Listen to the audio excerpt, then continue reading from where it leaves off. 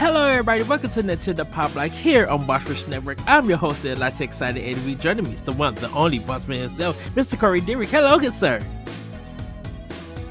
Hello.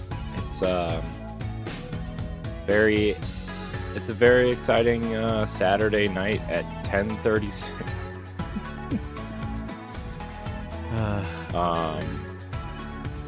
Hello. Hi. How are you? I don't know. I'm tired. It's been a interesting few days, but it's okay. I'm just, also it's Saturday and we usually record on Sunday, so it's later than normal and all the things. So yes. Well, hello. Happy Pride, everyone. We are celebrating Pride Month this June, as usual. I finally got some new plates for my car.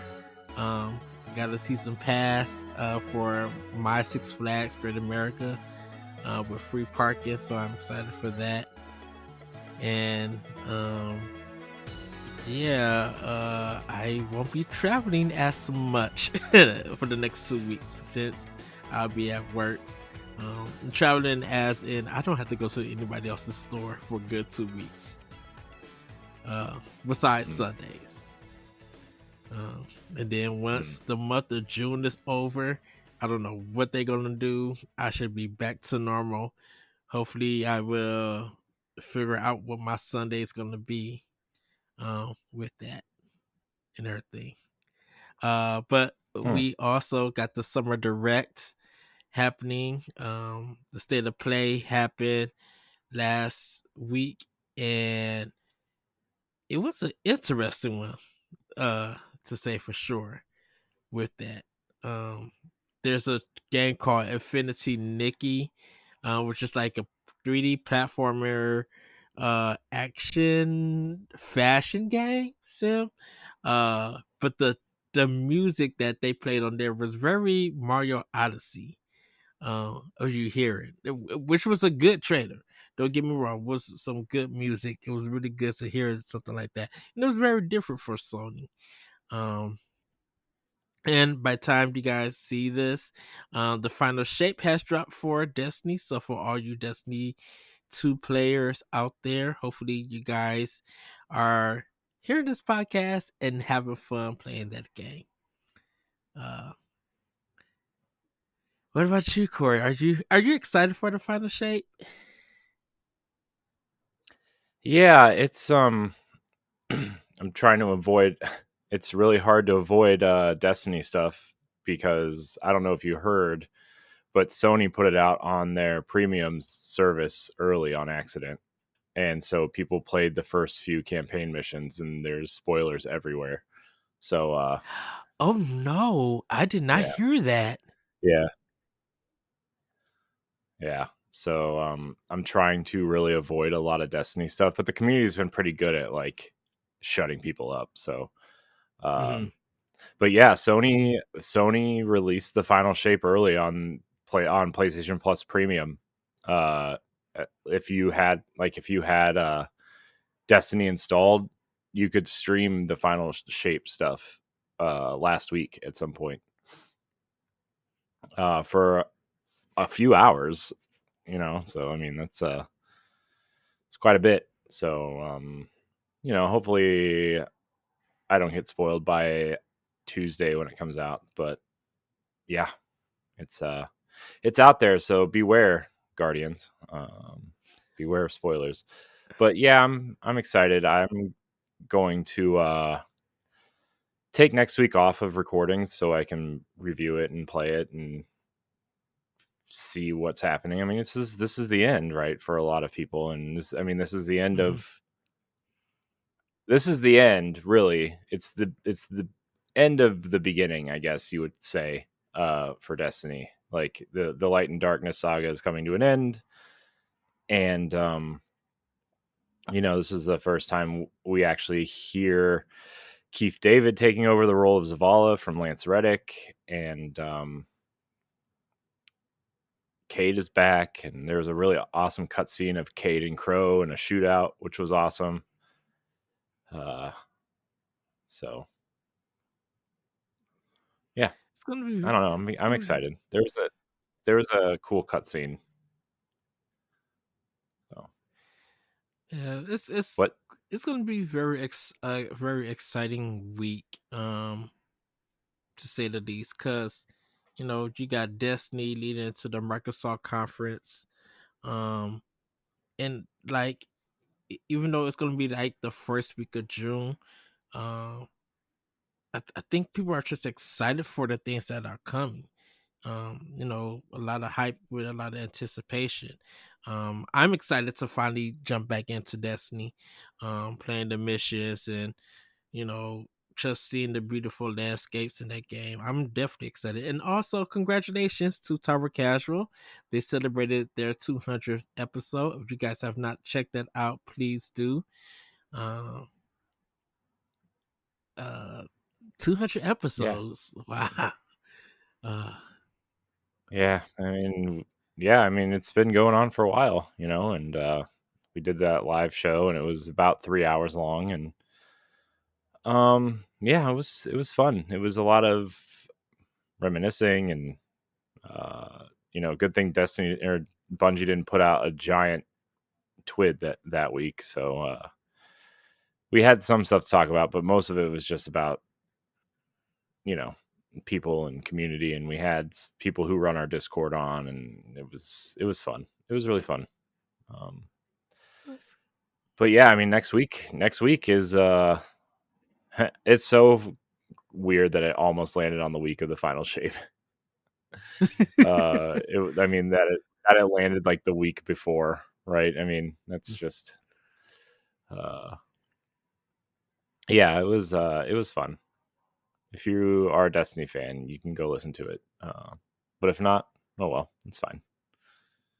It's for Destiny people. So yes.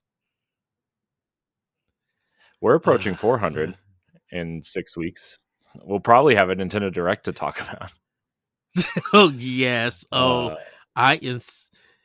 Everybody's been predicting on when it's gonna drop. Some people thinking it's like the third week of June. Um, but who knows what Nintendo? I think it's gonna be like close to the end of the month, like the fourth Wednesday. Um, it's going to be after everybody else.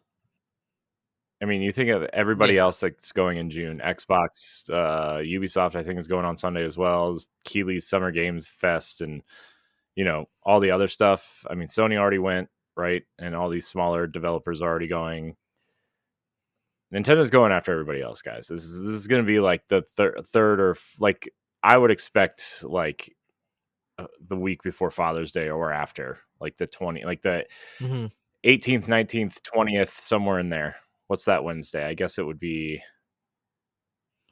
Uh, Um, well, so I it's guess the fifth is I guess it would this be the coming the Wednesday. 19th. It'd be well. I doubt Nintendo would put out a presentation on Juneteenth in America because it's becoming a pretty big deal in the United States. Yeah. So, which is the 19th, and so it would probably be on either the 20th or the week after that, which would be what, the Like the 26th. That's how math works, 26th. right? 26th. Yeah. I don't know if they'd wait that long though. So I'm going to say the Had 20th. I'm going to say it's coming on the 20th, had had the directs been which on? is that Had the directs switched from they've Wednesdays been to on one. Thursdays? Do they? They used to be on Thursdays, and the last like 4 or 5 of them have been on Wednesdays Yeah, okay. because I Yeah, end up I didn't staying know if they. later at work to watch them sometimes, and then Oh yeah, sometimes I get home late, and then I'm almost late for the Boss Rush podcast. But yeah, I don't know. gotta watch that. Oh, I sneak I off. Nah, if I'm at work, I should sneak off to the break room and watch it to be like, look, I gotta watch this. So, Yeah, um, I'm excited though. I'm ready to see what's coming because I totally. By the way, timeout. Hold on, Ed. Did you see yes, the rumors flying around? No, which The rumors? Microsoft rumors that they said if you're a fan of 360 JRPGs, pay attention this year. And there are rumors swirling around from credible people that Lost Odyssey and Blue Dragon are getting remasters and they will be multi-platform for the first time. Where did you see this? I That know. is the No one told me. I heard it on Friday during a podcast, and they're from pretty credible sources. Like, hold on, let me look. I gotta look it up. Now, granted, everybody take it with a grain of salt because you know how it goes. But that was a rumor floating around this week. Well, last week, I guess. By the time you hear this, We need it. Like Microsoft, we okay, are. I'm we lost. like I said.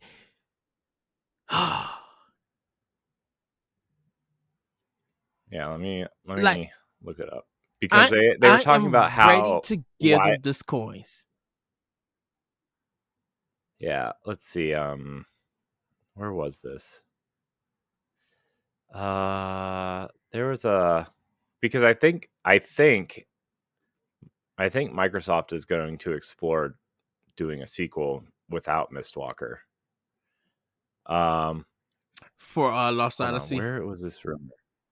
Yeah, I can't find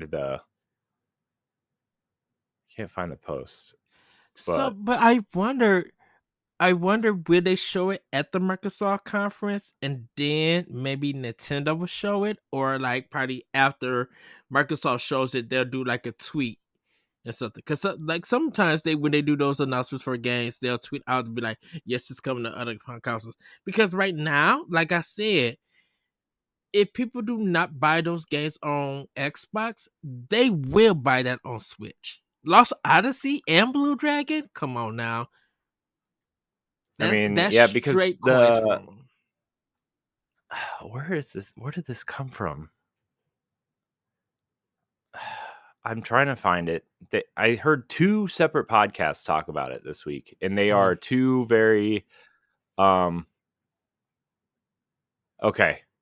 Uh so this is what to expect from the Xbox Showcase 2024 roadmap to the future, big questions answered, but will you like the answers? Uh let's see. Where is it? Hold on.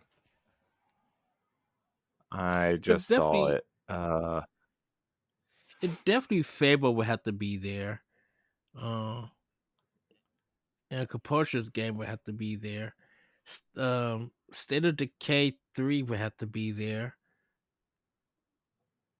Uh, Um Indiana Jones, Avowed.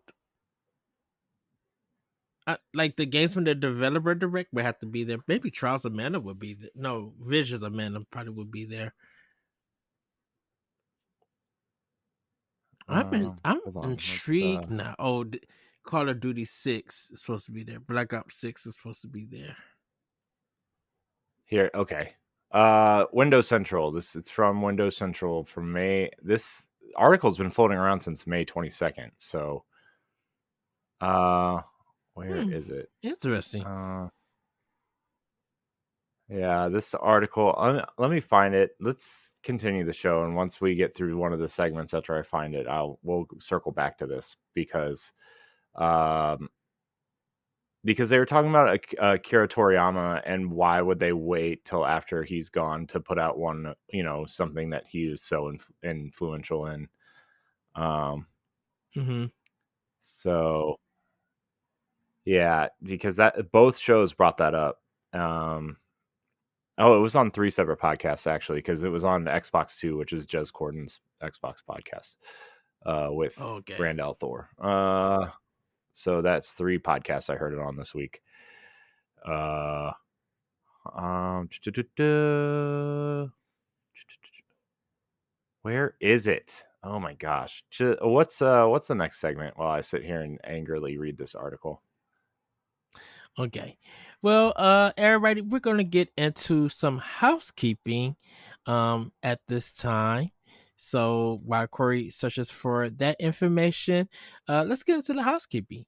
If you want to support Nintendo Power Block and the Boss Rush Network, you can head over to our Patreon at patreon.com/Boss Rush Network, where you get our supplemental show, expansion pass 2 weeks early, and ad-free and other perks like early access to other podcasts, voting rights, and more at the tier that's right for you. Again, that's patreon.com/Boss Rush Network. So if you guys are up to supporting us, we definitely would love for you guys to check us out. So that is super Buy your pride exciting, shirt. man. Yes, yes. You guys can go to bossrush.net and go to our store and check out some shirts, some merch. I am buying my pride shirt this week and I am super excited. So, Corey, do we have any upcoming or current content that we should be checking out? Yeah, why don't you read it while I'm trying to find this part in this article, Okay. because I can't read two things at the same time. Okay. No, Well, I'll just do it real quick because I'm involved in it. So, scroll to the top here. What is this? What just happened? What is this article? What are you doing there, Ed? What are nothing. you? Somehow my hand y- uh hit something and it did that. And I'm like, what the heck? Anyways, if you are listening to this on Tuesday, on Monday, Stephanie and I put out a spotlight with Astral Clock Tower Studios. We had Sarah and Alexis on from there, and it was a really great conversation. They are making a game called Crystalla, which will make it to Switch eventually, but the big key thing with them is that their game is coming out on early Steam early access this week, so you can check it out there. It is very playable on Steam Deck. They ensured that it was, so if you are a portable Steam player, it is on Steam Deck. It will be coming to Switch, and yeah, it's basically what it is a they're calling it a cat action game, and Alexis is really into Souls-like games, especially Bloodborne, and it is like a fast paced, really cool, really customizable Souls like game with cats. I mean, they're just anthropomorphized cats, but it looks really awesome. Uh, and I'm not just saying that because we interviewed him. I think it looks really awesome. They're playing around with difficulty type things. Uh, Mm-hmm. we get into it on the podcast because Souls like turns a lot of people off. As much as it brings a lot of people in, it turns that many people off too. And so they're trying to find the balance of like, well, how do we advertise it as a Souls like, because that's technically what it is, without scaring away people. And they're trying to find that balance, and they're playing with difficulty stuff that's really interesting. But you should listen to the show about that, because it's really cool. And I'm trying to help them promote the game, because I think that the studio represents something really important that we don't see in games. It is a Mm-hmm. all female owned, led, uh, and created studio, and the game is entirely led and produced by women.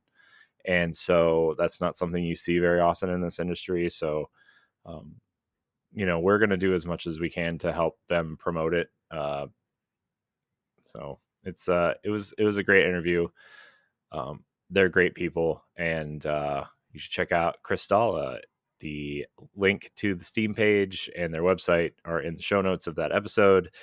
And I'm sure if you follow us on Twitter, you will be seeing tweets go out to help support them as well throughout the next couple weeks, to try to get their early access stuff up. And then when the game comes out everywhere, we'll probably help promote it then too, just because that's what we do, because we're nice people and we like good people, and we like helping good people. and we like good games. So, you know, so. But that's coming. It Yes. was a really great conversation. And then Stephanie and Pat will be talking to the devs behind the game Fretless in July at some point. Date TBD, but it will be coming out in July. There's all kinds of different content coming out. I'm trying to get a lot of stuff edited and worked on, and we're kind of looking at revamping our slate of content, especially for patrons, because we don't really offer them a lot of exclusive stuff, and so we're looking at ways to kind of uh, remedy that, and hopefully draw some people in to Patreon. We also added a free tier, so if you don't want to subscribe to all of our podcasts separately, you can go there, and they will all release once they come out of early access for patrons. They will all release on one feed, which will help, kind of curate your list if you want. So that's also good. I know they also switched the way that they so Patreon's really strange, because for a long time I've been using this service called Acast that links to Patreon, Yeah. and uh, it helps kind of curate your like your tier list. So like if somebody is subscribed to the one, like the bronze tier, you click that button and that episode will go out to all the bronze tier people. You click the silver tier, goes out the silver tier, like that kind of thing, right? And so you can kind of curate your Yes. content based on who subscribes, how it's subscribed, all that kind of thing. And well, the bad thing about that is that it does not sync with Spotify, right? So you can put that RSS feed in Apple Podcasts. You can put it in, whatever podcast catcher takes RSS feeds. Spotify does not. So they have revamped their entire thing. And if you're already using Acast, you can continue to use Acast, but they now have their own internal feed, which would, I'm playing around with switching it around. So I will let you guys know, you patrons out there, I will let you know if things change. I will put an announcement in Discord, and I will message all of the patrons directly to make sure that they get the message. But Patreon now has their own feed that plays the audio from the posts that you post directly on Patreon. And that does sync with Spotify. Yeah. And I know a lot of people use Spotify now, especially Android users don't exactly use Apple Podcasts, right? So, I want to make sure we make it as easy for everybody as possible, even if it gives me a little bit more work to do. If it makes it easier for people to listen, then I will put the effort in, right? And so, yeah, there will be some cool, interesting changes for Patreon. I'm really excited for some of the stuff that I have kind of concocted for Patreon. Small things, right? But interesting things. So that's also happening. Also, I have a bunch of unboxing videos that I'm going to do, and some of them I'm going to show off in a little bit, because I have show and tell again tonight, Ed. I will have show and tell for the Yes. foreseeable future. Oh yes.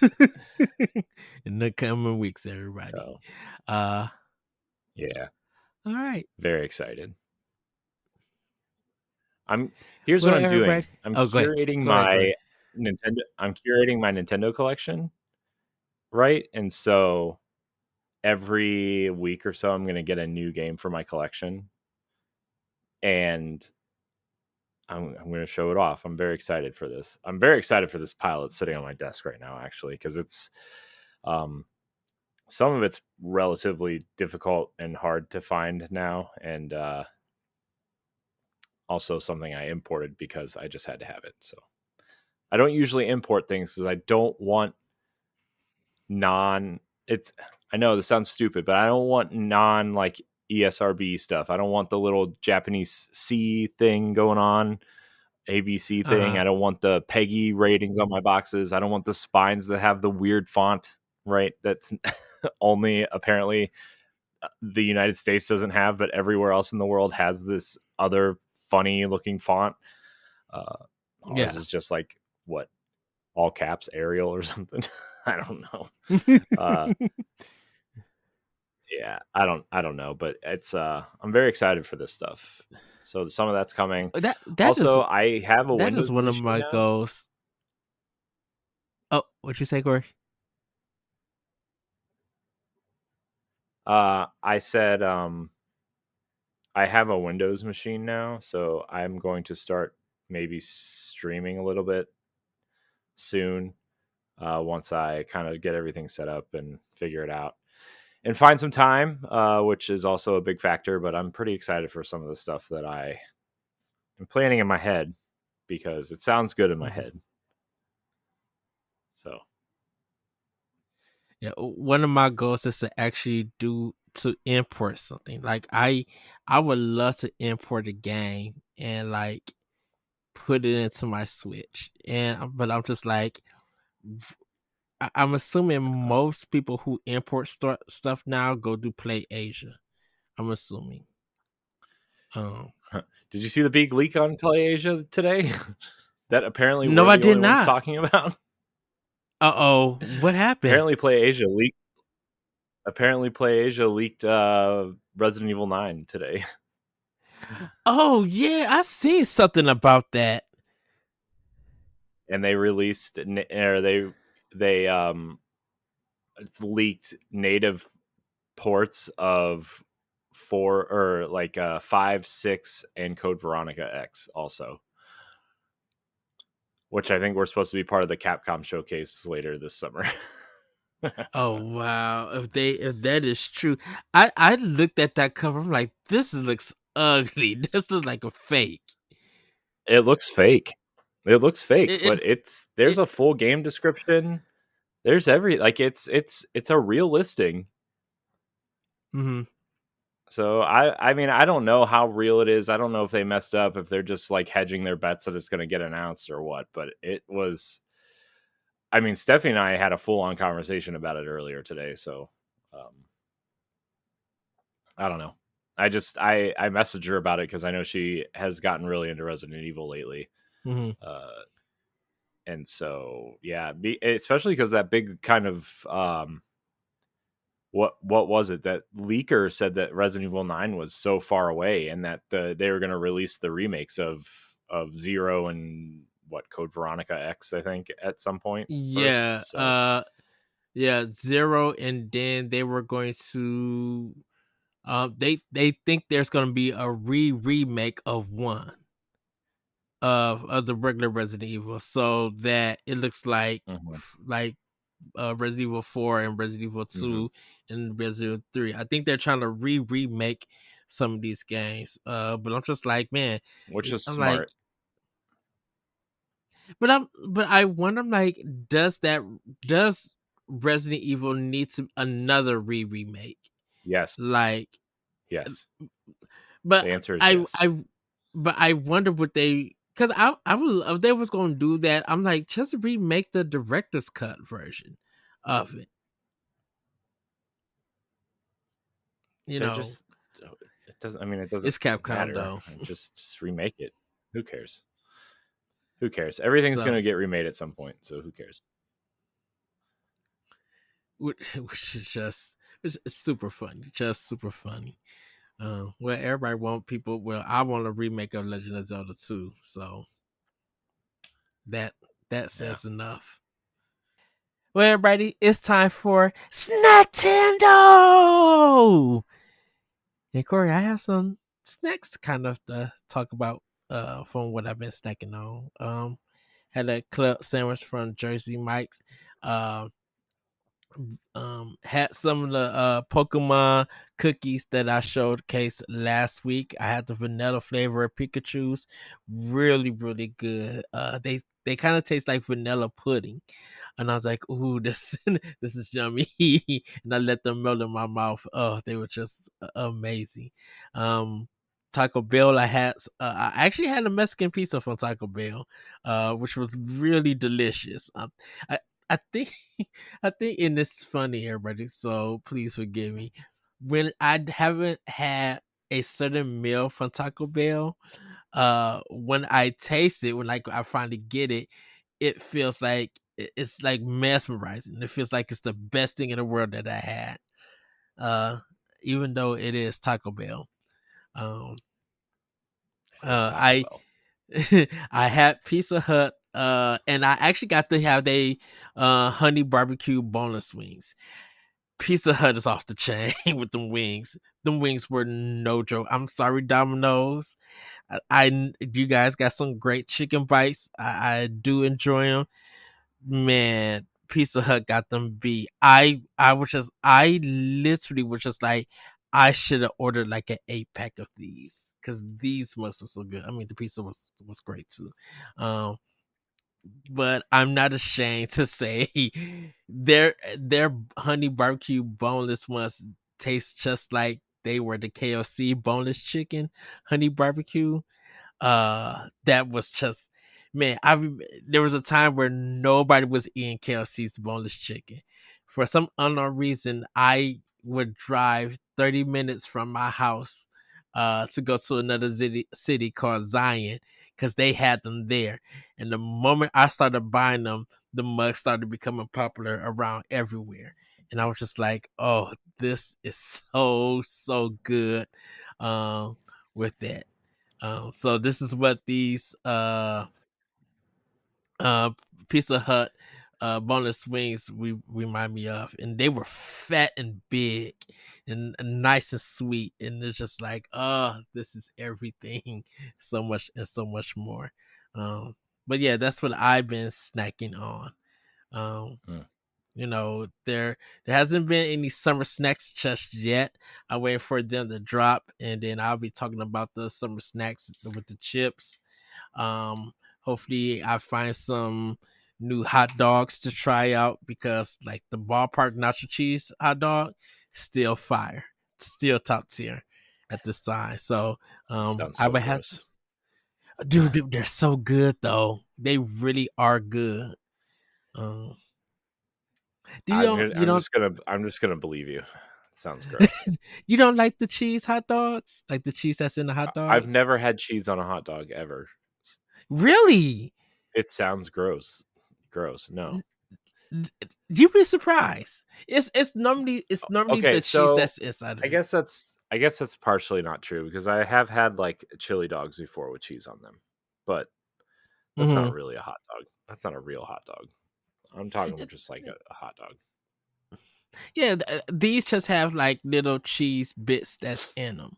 But like they're like natural flavors, but it's like it's melted inside the hot dog, so you don't Mm, see it on the outside. It's just inside when you bite on it and stuff. I'm mm. surprised you never had one of those. I know they you had to go to certain stores to buy them because it wasn't a normal thing that they were selling.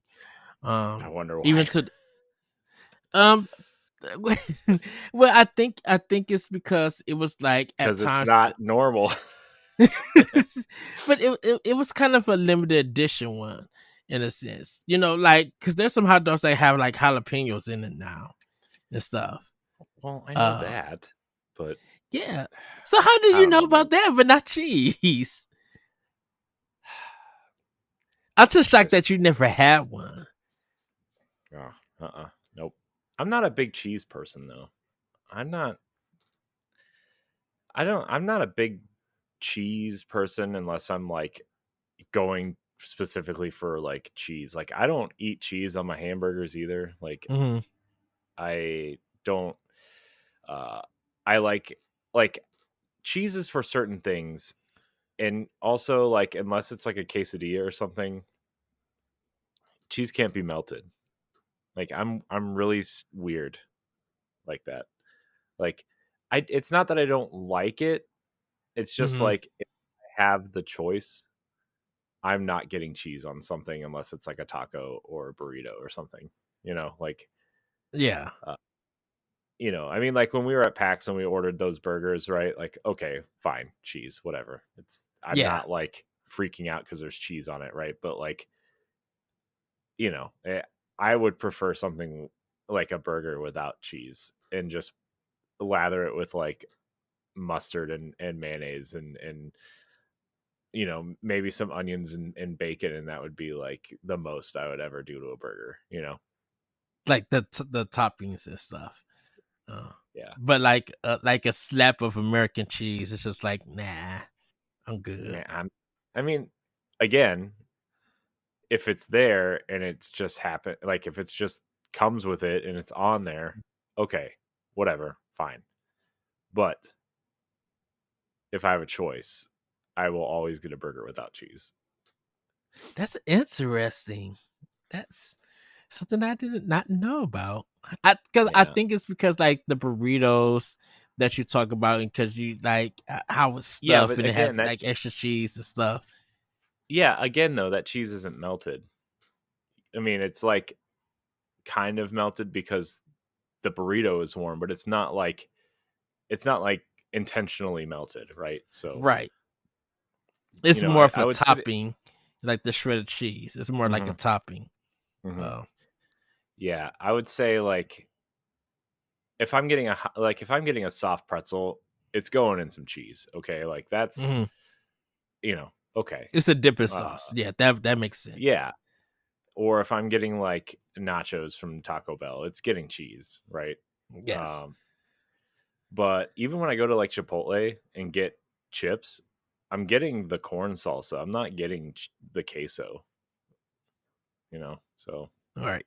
uh, uh, With the I used quesos. to love it.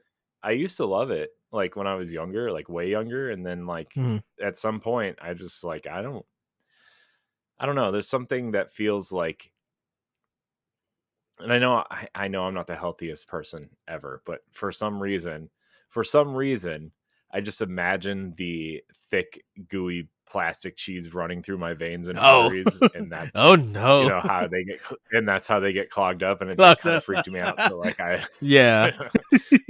you know, so yeah, but then I will like I'll put so much dressing on my salad that it's like I'll have some lettuce with my dressing, please. So I don't know.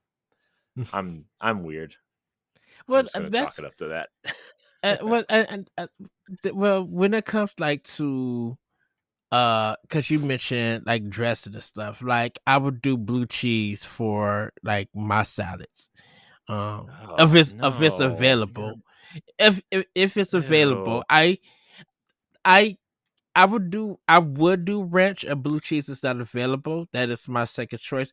I think it's because I just ate so much ranch as a kid that I was just like, yeah, I'm fine with it. And then once I was doing a lot of like going to Red Lobster and getting their salads, like their blue cheese just had an acquired type, had a certain kind of taste that I just like my tongue got addicted to, that just love and everything. So like, but that's dressing and like, and also French dressing. Um, I like to, um, but like I cheese don't for eat me. I don't eat Okay. I don't eat any dressing except for ranch dressing, or like if a place doesn't have ranch dressing, which there are Mm-hmm. places around here that don't have ranch dressing, I will get Italian, and that's it. I will not touch any other dressing. Italian is good. I normally do Italian definitely on my subs and everything. Like I definitely get Italian um on my lettuce and everything. Even when I go to the grocery store and buy like subs and stuff, I buy a small pack of Italian to do it. I'm fine with ranch as a dipping sauce.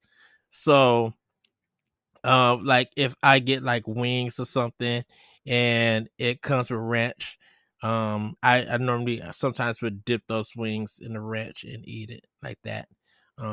Definitely with buffalo wings, like I have to reduce the heat as much as I can.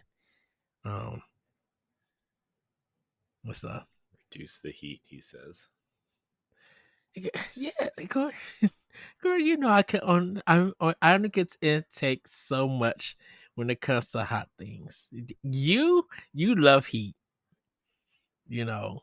I do enjoy the I do enjoy it. So Yeah. Hmm. Yeah, I don't know. Is it Yes. my turn? Is that what you're waiting on? Is it my turn? Yeah. So, Corey, what have you been snacking on? I had some sushi tonight for dinner. That was Ooh. good. Uh, Spicy shrimp sushi was pretty good. Yes. So that was fun. And then pizza rolls because that's my for some reason that's just been my weekend go to. Kind of getting tired of them, but also like I need to make the most of my Saturdays now. Plus, look, I'm an expert lawnmower now, so I walk off all those calories. I need to replenish them. Mhm. Do Oh you have to mow man, like every week or every other week? I mow every weekend. I Mm. like to. It's like a Saturday morning ritual now, where like I get up and I eat breakfast. Riley Mhm. goes to swimming lessons, and then when she comes home, I go out and mow the lawn, and then yeah, I That's your like it. like It's fun. that. That's like your Zen I peaceful moment. Yeah, because I'll just put on a podcast and mow the Hmm. lawn for like an hour and a half, and um, so I really love our lawnmower too. It's like one of those electric ones, but it's like really, uh, I don't know. It's really fun to use. Fun to use. Our yard is really strange though because it's like all. It's not hilly, but it's Hmm. very bumpy, and so like it's just like I don't know. It's our yard is weird. I at some point in the next decade or something, I don't know. We'll probably invest in like flattening it out or something. Just because it's really bumpy and really like I don't know. I don't want the kids to like trip and fall or whatever, but uh, Ah. you know. I also have to let's see what's tomorrow. Oh, shoot. Yeah, tomorrow. I don't know. Tomorrow I will have to so the kids got a new swing set Yeah. and it's really nice.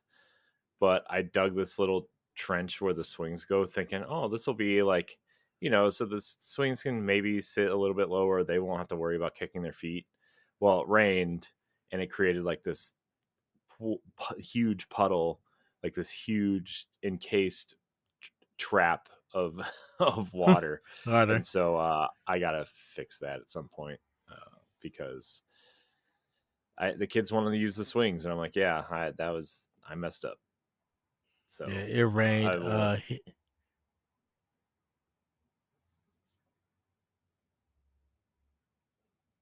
What? Oh, I said that it rained here. Um, today too. Like we had a lot of rain. I can't wait for everybody to look down at their phones or whatever they're listening to the podcast on and make sure that it didn't stop, like that it didn't stop or that somebody was calling or something. You ever do that on podcasts where you're listening to something and there's like this really long pregnant pause and you think like Uh. either your phone is starting to ring or like the podcast stopped for some reason. Yeah. Yeah. Uh. Well, I'm leaving it in, everybody. Our my Gotcha. Google my Google Hangouts with you all. I'm like, what the heck is going on? Uh, yeah. Is that all that you've been snacking on, Corey? Yeah, that's about it. I don't really have anything else to, you know, talk Okay. about really, I guess. Okay. Well, everybody, it's time for playing with power. So now, Corey, how should we do this one? Because last week, me, Stephanie, and you talked about Hellblade 2. Um, Me and you finished it. Uh, Mhm. and do you want to go first talking about should we talk about our full experience, like our like now that we wrapped up the game?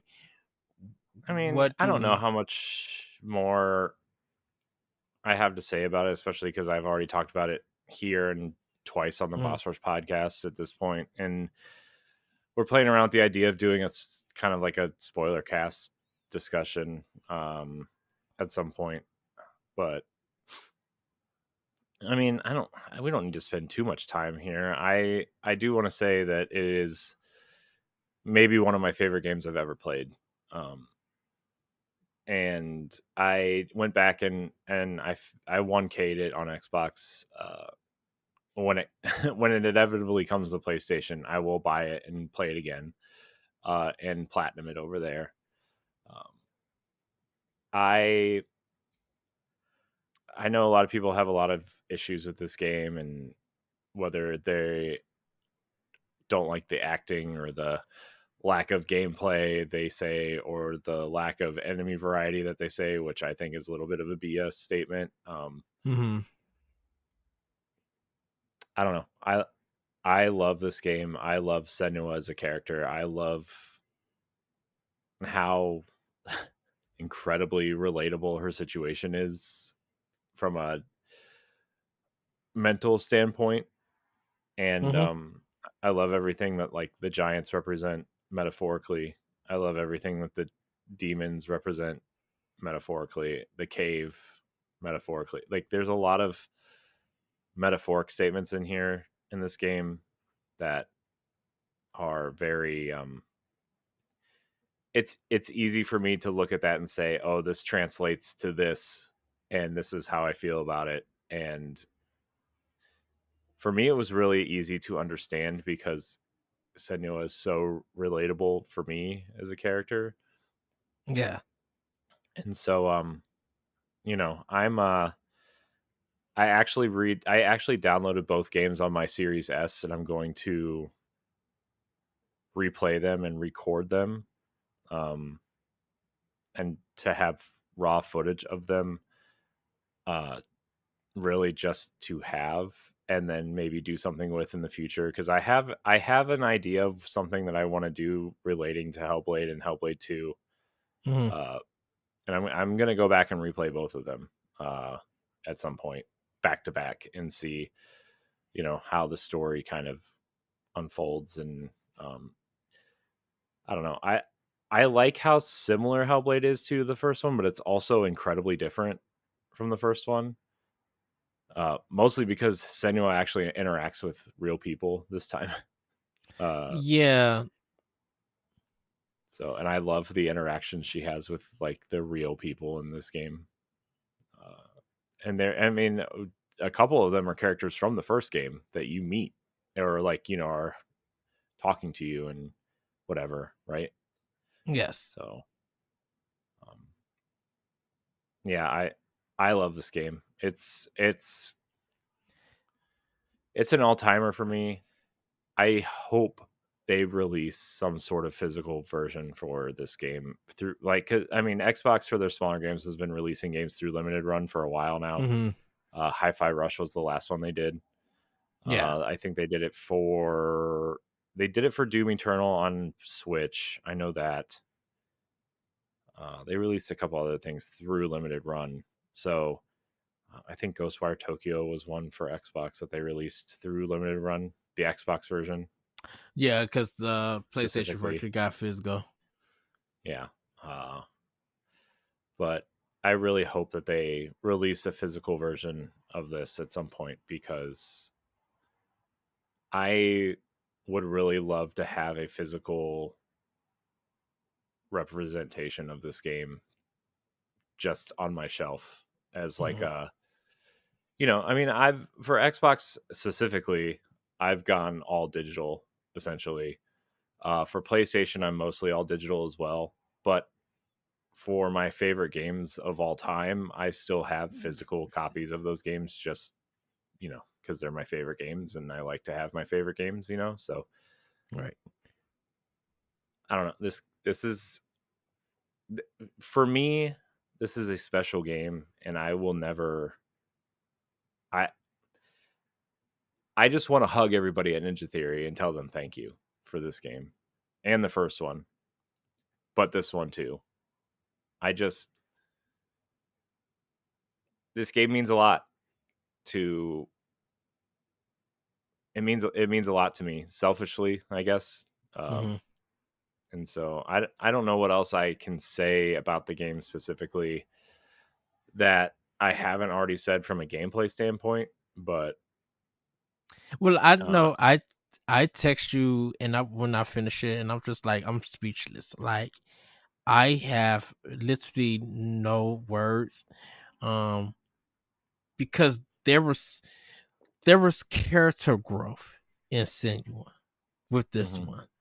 And yeah, it was um and and a little bit breath of the wildish when you had to go through the forest in a sense. Even though that section was linear, um that's when you kind of seen the strength of Senua grow. And then um when a certain character uh I say it I say dies, you have to play the game to find out who that person is.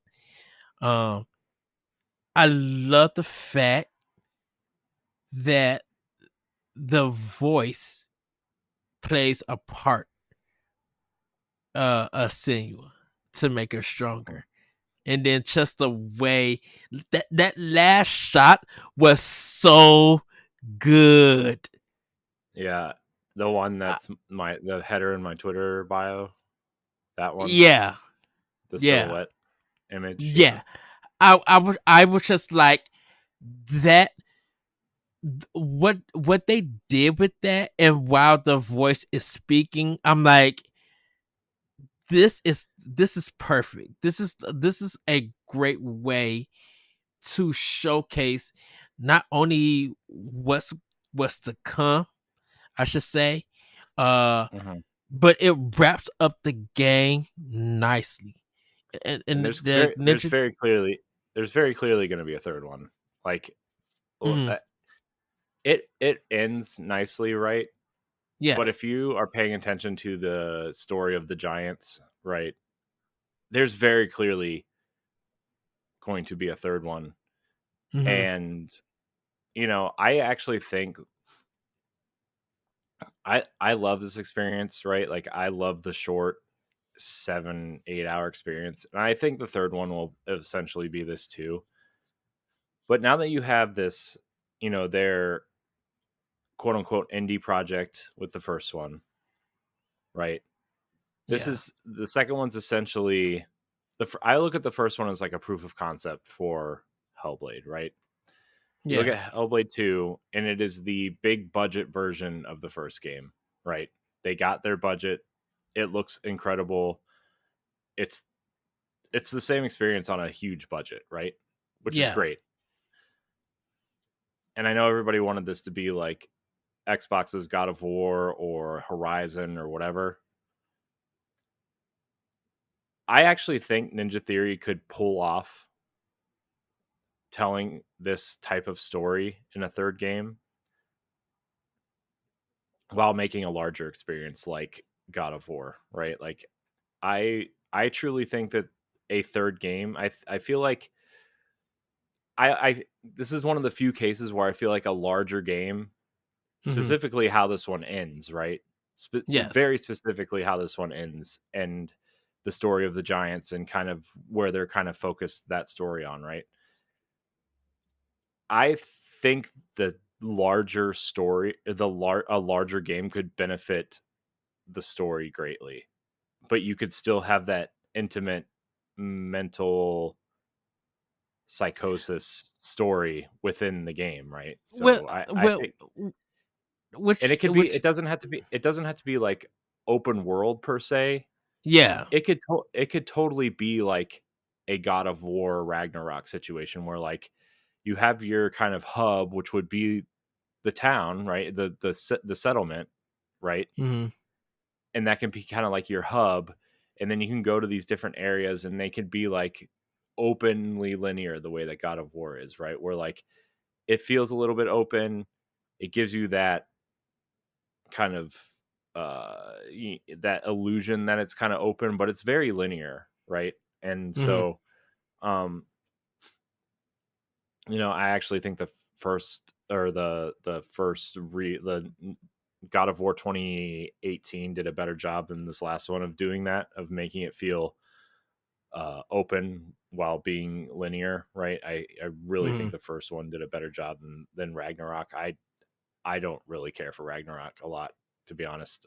But I think you could totally do a God of War 2018 style game for Senua, and it's still have the same impact that these two games have, Well, it's right? I well with Senya, like the main thing is this one particular voice. You Mhm. know, that is the conflict with her. Yeah, It's this one particular yeah. voice, and you kind of Well, see, it's her father. Like yeah, it's that's the point of the first game, is that the deep dark voice is her father, and she still struggles with, even though he's was a terrible person, she still struggles with whether she needs essentially his approval or not, or you, you know what I mean, like right, essentially, and that voice haunts her. And also the terrible things that he did to people, and Dillian, and her mother, right? Like her mother right. was quote unquote sacrificed and died because of this psychosis And, that she's suffering and from. that's the kind of voice that we're waiting for. We're waiting for the mother voice to come in and play a part, which we don't know. She's in both games. The mother's voice is in both games. The woman's voice Is you hear in both games is her mother. that's the in the left ear and right ear? No, Uh no, the woman narrator you hear in the game is her mother. She's not oh, in it I very thought much, but she's in it. I thought that was just a narrator, with it and everything. No, I was that's her thinking, mother trying to calm her down from her father's voice, which is another conflict we could probably talk about for another 45 minutes on a spoiler cast at some point. But like I could do a 3 hour podcast. We've already been I mean, I could do a 3 hour show by myself on Hellblade and how interesting and important, and all the things that happen that are real and metaphorically, and you know illusionally, right? Like yeah, the dream world versus the real world, and the dreamscape, and the puzzles, and the caves, and like all these things, right? Like there's all kinds of things in here that a lot of people will just skip over because they may not understand what the game's about, or they don't care what the game's about, and they just want a game to play through, and it, which is all fine and stuff. But this game was made to be an experience for a certain type of person, right? yeah. If you look at it as a straight up video game and you don't care about the story or whatever, sure, it's like There's no, it's a 6 out of 10. It's like a 6 out of 10, right? Like the yeah, combat is like relatively simple. It's you walk from place to place listening to the story, and then you'll run into a couple puzzles, and then you'll run into a combat scenario, and they are all very clearly separate types of scenarios, right? But yeah. if you take it all together and you understand what the story is about, and you understand a lot of the mental health things that are going on, like it's It's it's one of those games that you need the narrative. You need the story. Cause yeah, because that's what it is, right? what It's a it is. narrative driven game with some puzzles and some combat to keep people engaged, right? I mean, And that's I what it think is. that's it's funny how people want to pick and choose what games have the great narrative, um compared to other games that, even if they have a great narrative, it's not up to their expectations or their standards of gaming and stuff. And it's like it's a weird dichotomy, kind of just weird that something like Hellblade 2, um like you're going to hear like the voices play a part in in your head. the scenes with your dad play a part with Senua. The people she talked to and sacrifices that she's making and everything like that all plays a part into the narrative. And so if you like don't grasp onto it, you're missing a lot and everything. And you could feel it's an emotional game at times because you could feel stuff for Senua um and everything. Hmm. Like Yeah. uh like it that's why that forest part was such a change in a sense with Senua, because and that's why I said character growth, because you realize what's been in her head, and but then something kind of changes when you get to the forest part. And I don't want to spoil anything, everybody. Like if you are definitely if you are a Nintendo player and you love like the Legend of Zelda, if you love that lore and stuff like that, I definitely recommend playing this game. Like if you got a PC, a Series X or S, I recommend this game. Like highly recommend it. Like if you own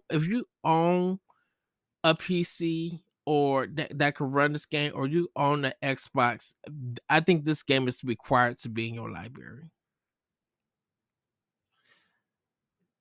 I I definitely think that this game is worth experiencing. Like I said, I 100%ed it, got all the achievements in about 9 hours. You could do it faster if you played with a guide. Mhm. Um, I Does you could does in probably finish this game. You could if you just cared about the story and you don't want to look for all mhm. the faces or all of the lore stones or the some of the side puzzles and stuff, like you could Yeah, probably get through the story in about 6.5 hours if you're taking your time, right? yeah. uh, but also there's a lot of difficulty settings, right? There's easy, medium, hard. There's the adaptive one, right, where like the game gets easier or harder depending on how much you die. uh, so Yeah, I there's a died lot of about easy ways to play twice or this. I don't think I died at all. Um, oh, I think there was one point in the cave where I died where like you're supposed to follow the light trail, yeah, that's where I died. and I spent too much time like walking around looking for stuff, and like you see the red kind of face kind of flickering, and then you know Yeah, if it gets too red you die. But died. Yeah, I think that's the only place I died. I didn't die in any of the combat scenarios. I didn't die in any of the bosses or anything. So, I died but at yeah, I in one of the fights. um, it's definitely a game worth experiencing. It is a cinematic experience. It is not a traditional video game. I would say definitely not a Hmm. traditional video game. Go in with that in mind. It is a beautiful video game. It's probably the best looking video game I've ever seen. 100%. Um, everything in this game is Unreal Engine 5. The landscapes, the skyscrapes, the people, Yeah, none of it is like a pre-rendered cutscene. None of it is a live action set piece. everything is It's all all in in game. engine. Yeah. So, Ninja Theory, I know you're not listening, but if you are somehow, um, these games these games mean a lot to me, and I hope that you get a chance to make a third one.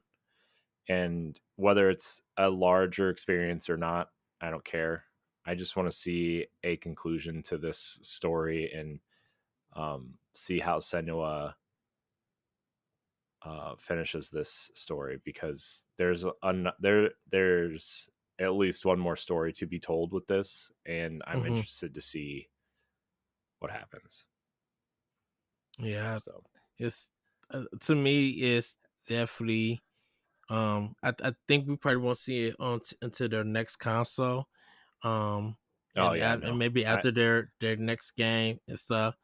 Um, yeah. but Well, by then yeah, it'll probably be on everything. By then it'll probably be on everything the way Microsoft's going, right? Is like they're they're going to be a third party at some point. Um, I yeah. feel like Microsoft is going to be a third party that just happens to also put out a box with Game Pass. Uh, they're in an I don't want to get into it. They're in an interesting spot, but yeah. Like I said, we'll see Sunday, and we'll leave it at that. Um, See, I don't think we're going to see Sunday. I think it's going to be at least a year before. no, just what they have planned for Sunday. Oh, That's another yeah. another No, discussion what we can have about them. yeah. No, I'm interested to see what Xbox has, right? Like I think Gears is a shoe in. I think Fable's a shoe in. I really hope that Lost Odyssey and Blue Dragon are happening again because Yes, gosh, let I me tell would you, say man. Lost Odyssey would definitely need like that remaster. Let me tell you. Let me tell you. Excuse me. If those games got ported to Switch at all, like if this is the Lost, let me tell you, Lost Odyssey is the best Final Fantasy game nobody played. Hands down, it's the best Final Fantasy game. It's better than Final Fantasy 10. It's better than 12. Whoa, well, It's better than anything that's come out after 9. And I love Final Fantasy 10. And I love Final Fantasy 12. It's better than both those games. 100%. It's way better than 13. And I'm a 13 defender. I'm also a 15 defender. It's way better than both of those. 13. Yeah, 13 is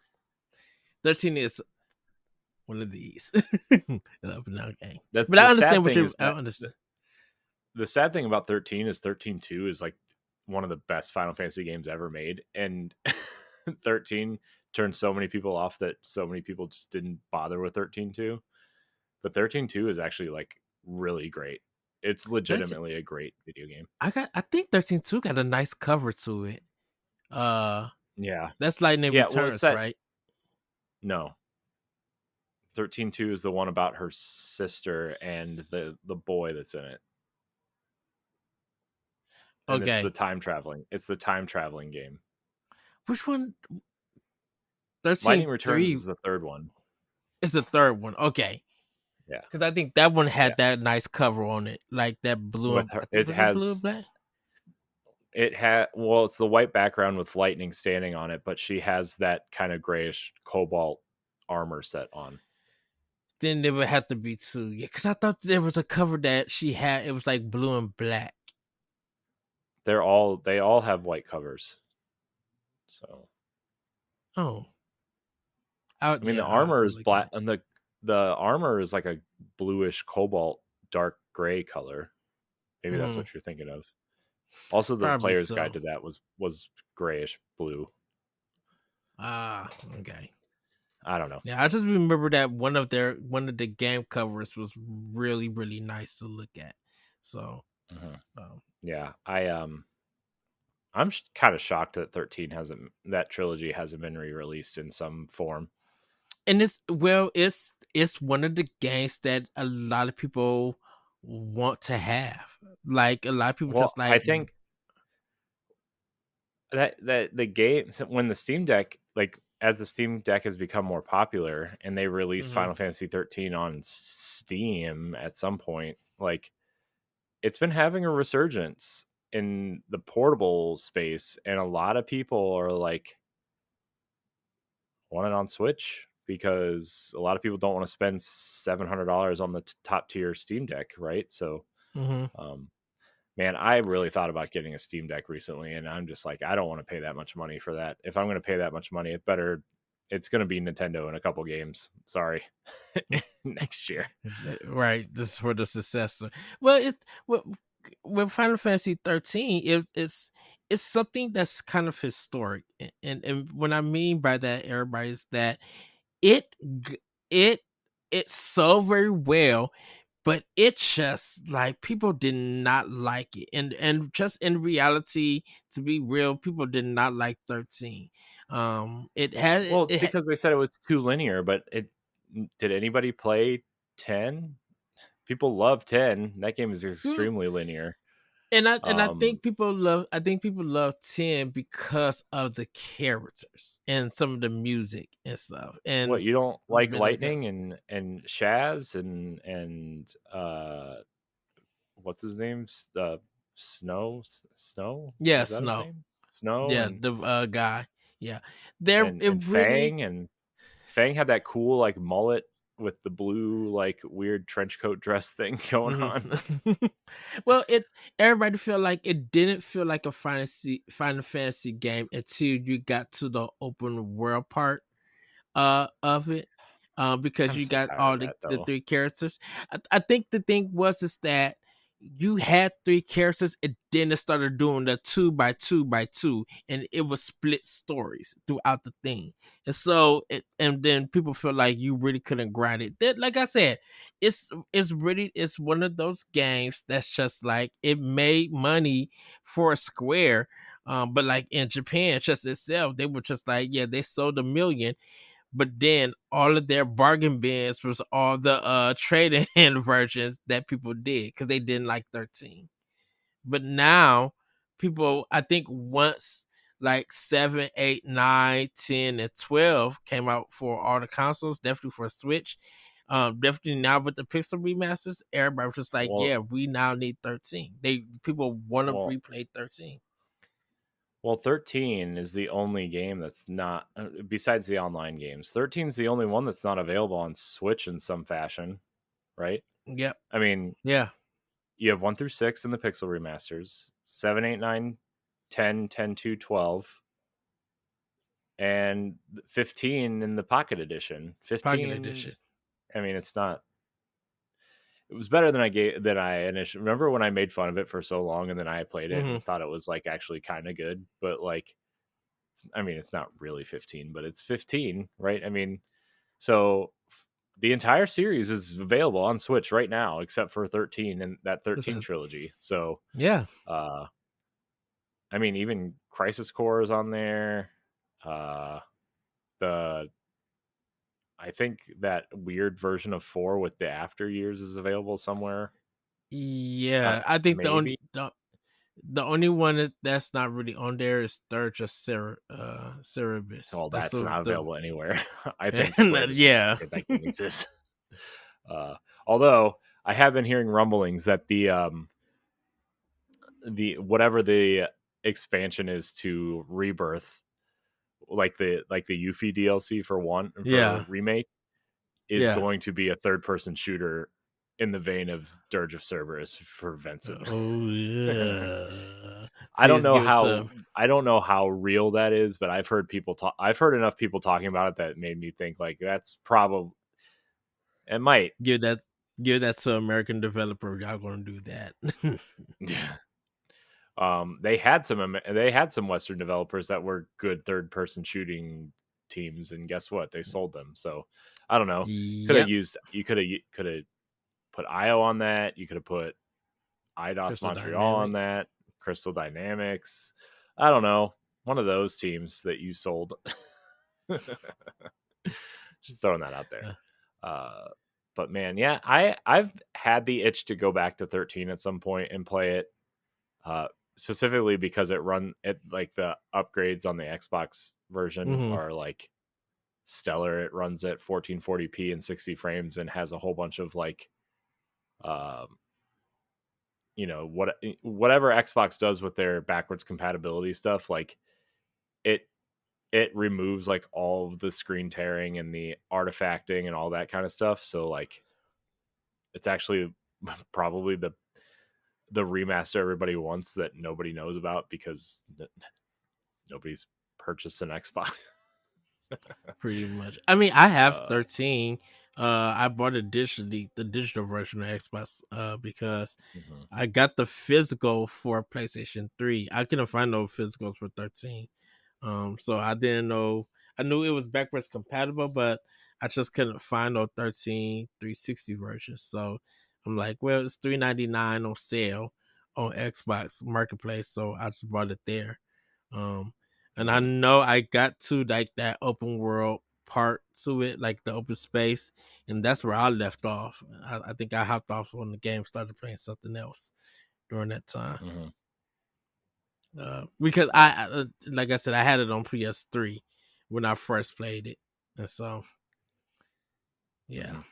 Um, Yeah. Wow. Okay. I'm reading I'm still reading that article trying to find this Lost Odyssey thing.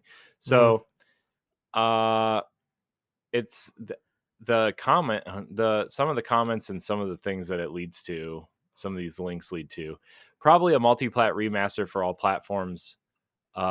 DS got 2 sequels to Blue Dragon, uh Yeah, I but not remember the first that. game. Makes me wonder if Microsoft plans to release all 3 of their exclusive JRPGs: Lost Odyssey, Blue Dragon, and Infinite Undiscovery. They're looking. It looks like Iron Galaxy is involved. Uh, Them must was making money. I'm sorry, our Galaxy is making money doing all of these ports, and they were doing a phenomenal job. yeah, it looks like. I mean, it looks like the DS games might come over at some point too. I forgot that I forgot that Blue Dragon came to DS. It didn't come here, Yeah, but did it come yeah, here? they I came. don't think it came Yeah, here. they came here. The Blue Dragon DS games came here. Yep, they came here because they was like in EGM and Game Informer and everything. They came here. They got Oh, reviews and stuff. Um, I think the only place though you could get them at was like at GameStop, because they weren't like in Target or Best Buy. But I remember those games coming out here because Game hmm, Informer did reviews on them. hmm. Because I would have And picked them up. somebody in the com- I would have picked them up at Toys R Us. somebody in the comments says, imagine if Blue Dragon came back before Lost Odyssey and Last Story, and that just kind of breaks my heart because Lost Odyssey and the Last Story are like the 2 best. Oh my gosh, man! I thought about, so my Wii U is still hooked up over here, Mm-hmm. right? I thought about going out and buying AA batteries for Wii remotes so I could play the Last Story. Oh wow. Boot my Wii U into Wii mode and play the Last Story. And I was like, that seems like a lot of work to play a game in 480p on this big, huge 4K TV that like probably looks like trash and probably not the best idea. I'll wait for the hopefully inevitable remaster someday, maybe. Dude, man, if they drop that at the Nintendo Direct, I'm just like, well, Corey, we got some pre-ordering to do. I mean, Fantasian is a real possibility at this direct, right? I mean, Mm-hmm. you talk about games that like new games that would make their way over that Nintendo isn't really involved in. And Mistwalker's been saying they've wanted to put that game on console for a while, right?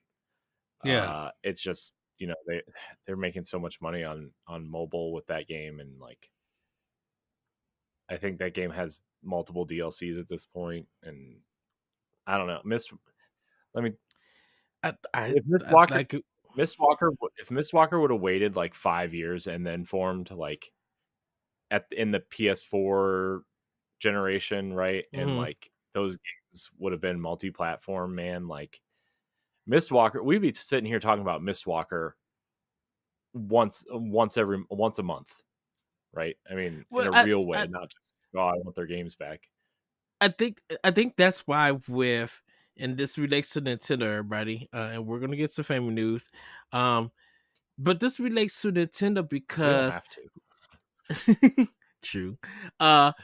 Because JRPGs have kind of like been been a big thing for Switch. It's been a big thing, like Well, a they've been big for resurgence for Nintendo like handhelds. RPGs. They've been big on Nintendo handhelds forever. It's just like this is the first time console quality JRPGs are available in handheld form, right? And Mm. so, I mean, I think that's why Xenoblade blew up the way it did, is because I mean, it was a good series beforehand, but like everybody loves a good JRPG on the go or on the Yeah, couch because you can sit there and grind while you're watching TV, and it's kind of mindless to grind it out, right? And so, oh, yeah, this is awesome. And now, there's three of them seriously, and then one game that nobody ever played because it was on the Wii.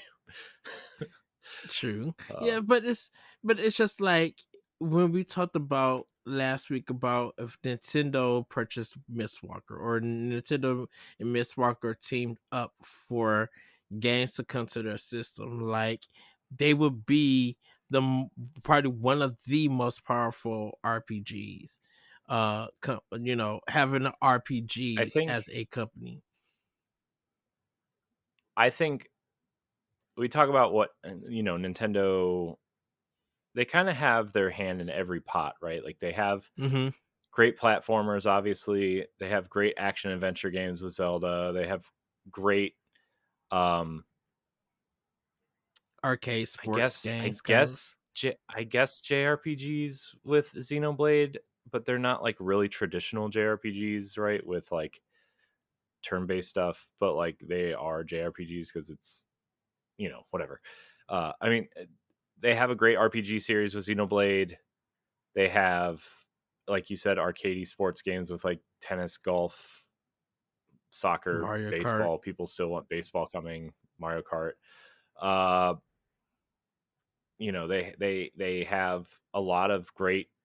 They have their hand in every bucket that matters, and what the one genre they don't have is traditional JRPGs, the turn-based, like serious kind of management style JRPG. Guess what Miss Walker makes and are incredible at it? Turn-based Traditional RPGs. turn-based RPGs with great stories and, great combat, interesting combat, simple enough to get into, hard to master type things, which is Nintendo's MO. Easy to get into, hard to master. And and we know Fire Emblem is a strategy RPG. Yeah. Just Yeah, to well, put, they have just a to put ton that out. of well, they have a ton of strategy RPGs, right? They have Advance Wars, they have Fire Emblem, they have Codename Steam, theoretically. Uh, they have their kind of weird RPGs with Paper Mario and Mario and And, Luigi, right? and, Like and mostly the turn-based ones, because I know people gonna say Pokemon. Yes, Nintendo has Pokemon, but Nintendo doesn't really. They have stake in Pokemon. The Pokemon they, company owns the IP. yeah, I mean, they own what, 49% of the Pokemon company, and Mm-hmm. Pokemon company owns 51%. It's like one of those things. Yeah, Nintendo's like a minority owner of of Pokemon company. yeah, because of They're like like a Nintendo major. did They're like the majority minority owner, right? So that's why right, those games are exclusive. Like if and because Nintendo like ever if sold off some of that stuff, I mean, that's why you see Pokemon trading card game on PC and mobile and stuff like that, right? Just mm-hmm. because like their Nintendo's ownership is like a console only thing, right? Like, Yeah, when it comes to like anyways. hardware, Nintendo has that exclusive, um, Hmm. and everything, and that if you look at it, that is the traditional RPG. But like, if we're talking about party based traditional RPGs, Nintendo doesn't have anything at this moment. And stuff. Hmm. And yes, you could say Monolith Soft with Xenoblade, but that's just something that's beginning. It doesn't have a long history with all the titles that they have, um, as a company. Yeah. So, Um. Yeah. So I think Nintendo could probably use them. But I mean, look, Nintendo's not. They're very clearly successful without them. So I mean, they're not going to go spend money where they don't need to. But it would be really nice to see mhm. Mistwalker get their dues. and I think Nintendo would be the perfect company to steward that at this point. Like at this point in time, to even get recognition and at least some good sales, I definitely could see Miss Walker and Nintendo talking because, like, look, Factor 5 kept their games away from American players, and in a sense that kind of hurt them, in a way. Now that they're bringing it back, like Factor 5 is not Factor 5, Level 5. Sorry about that. Level 5 is definitely seeing some recognition, um and getting good sales and stuff because they're bringing that back. So everybody, Factor 5 is the Rogue Squadron team with Star Wars. Oh goodness, that needs to come back. I Yeah, I would mean that love. HD. I mean, what hasn't Aspire done yet? I mean, that it's Rogue Squadron and Shadows of the Empire, like the two they haven't done right for console. Dude, So that GameCube Rogue might as Squadron, well. like from the launch, man, that was Yeah, everything. Rogue Leader. I mean, it looked better. I'm because at the time we were still watching the movies on like standard definition TVs, and like Yeah. CG still didn't look. I mean, it looked good, but it didn't look amazing, right? It was in that time where, uh, I mean, the special editions came out in what 1996, and Lucas was like experimenting then Hmm. with computer graphics, and so like when Rogue Squadron 2 came out for GameCube, like that opening cinematic where you're approaching the Death Star Yeah. around uh Yavin 4 or whatever, right? Like that whole scene looked better than the movies. That whole scene looked better than the movies. And it was like, dang, man, this game looks incredible. And like, I mean, it was what it was, and it was a great game. And then, Rogue Squadron 3 kind of fizzled out because there was a lot of on foot missions, and it just wasn't as good, and they had to force it Hmm. out before, no pun intended, I guess, force it out without kind of, it was like one of those situations where they had to push it out before it was finished, and um so it kind of feels unfinished. But I mean, Rogue Squadron 2, man, that is a banger. It's a Yeah. banger. uh but Ed, before we get into Family news, I know we have stuff to talk, sort of talk about. I've shown tell. Yes. I don't know where you want me to start. So Well, I let's guess let's start. So start with the latest. The the latest latest. items. Yes, the ones that you told Oh, me about. Because you kind of well, I completed have your stuff I collection. haven't. There's stuff I haven't told you about. So I'm Okay. going to start with So that. what? So no, okay. Yes. Here. It's just laying. I'm just going to hold it up as it's laying here. So Okay. I got the steel book for Link's Awakening. It's Yes, very. that I It's a know Game of. Boy. It's a Game Boy. It has the Link's Awakening kind of opening screen on it. It's Um, super cute. I love that so and then much. the back has the cartridge in it. I mean, it's a fake cartridge, obviously, but it like looks really cool. And then the inside, Ed, is the coolest part. It has the world map in it, Oh, nice. and so that's super cool. Um, this is what I imported, and I wasn't going to. I was because I'm trying to get the Dreamers edition at some point. Hmm. And the European and Japanese versions of the Dreamers edition came with the steelbook. This steelbook. And the American version does not come with this. It comes with an art book. It only comes with the art book. And so I was like, I have to get the steelbook because it's a Game Boy, and like Link's Yeah. Awakening is like And first don't Zelda forget, experience on Game Boy, and I don't know, and don't whole thing. forget, Europe was getting a lot of these collections because they were trying to get sales in Europe. Uh, That's why they got a lot of collections that we did not get. uh, Speaking of collections that I didn't know existed until very recently, um, I got the Tokyo Mirage Sessions collector's Yes. edition for Wii U. This is the Wii U version. It's sealed, first of all, and I will do an unboxing of this at some point, but it That is so Super Nintendo cartridge. oh, I know. The Xenoblade one looks like this too, by the way. It's on its way. The box is a lot smaller because like I've been getting the big boxes for the Switch collector's editions, like the Xenoblade ones Yeah. and the Fire Emblem ones Uh-huh. and stuff. And those ones are big, right? They're Yeah. huge. So I was like, oh, well, the way this picture is, this is gonna be huge. No, it's like it's the Star Fox 2-pack for Wii Uh-huh. U. It's like smaller than that. So was not what I was expecting. So it sits on the shelf. It looks really nice. Uh, I'm excited to open it and look at the art book, but I'm waiting. Speaking of Xenoblade, I did not. So I did get the Xenoblade Collector's Edition, Xenoblade X Collector's Edition, but it's not here yet. I will show it off next week. But what did come was the guide. That guide is Collector's. so beautiful, dude. I know, and the art inside is really beautiful, and like it has a bestiary, and it's got like a I mean, it's like an And it's old hard. school guide. It's hardcover too, Yeah, man. and it comes with like a screen cleaning cloth for your gamepad. It's like in perfect condition. There's no dings or anything on it. Um,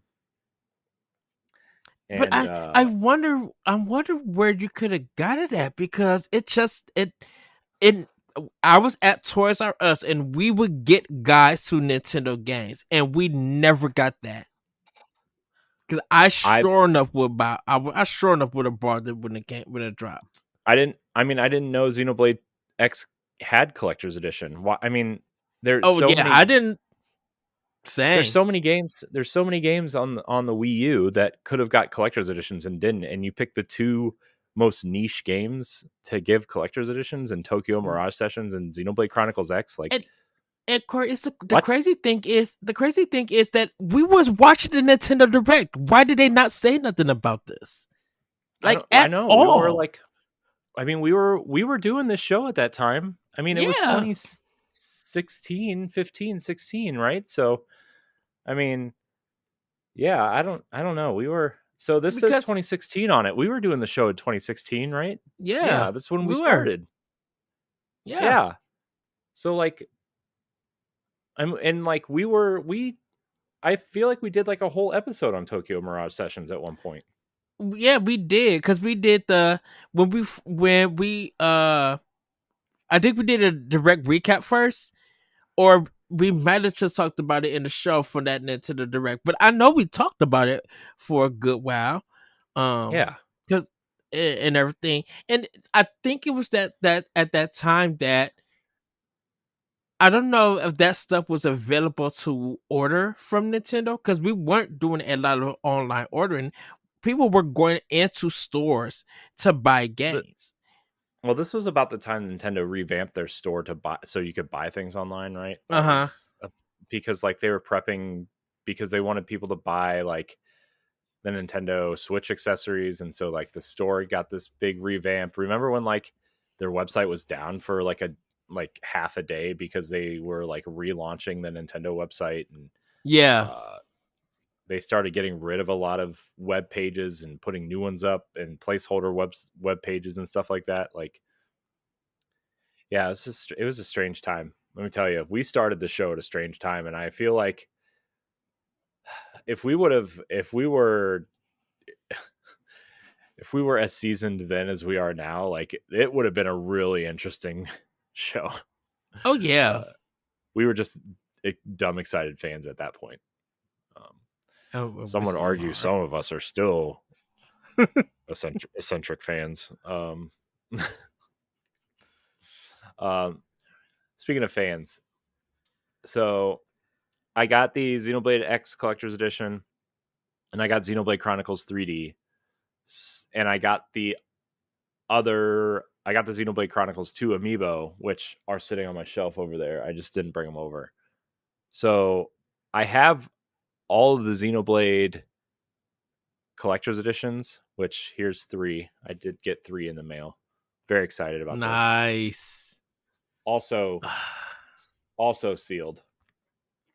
The one that I struggled and never got. Like I literally was on that Nintendo website mhm.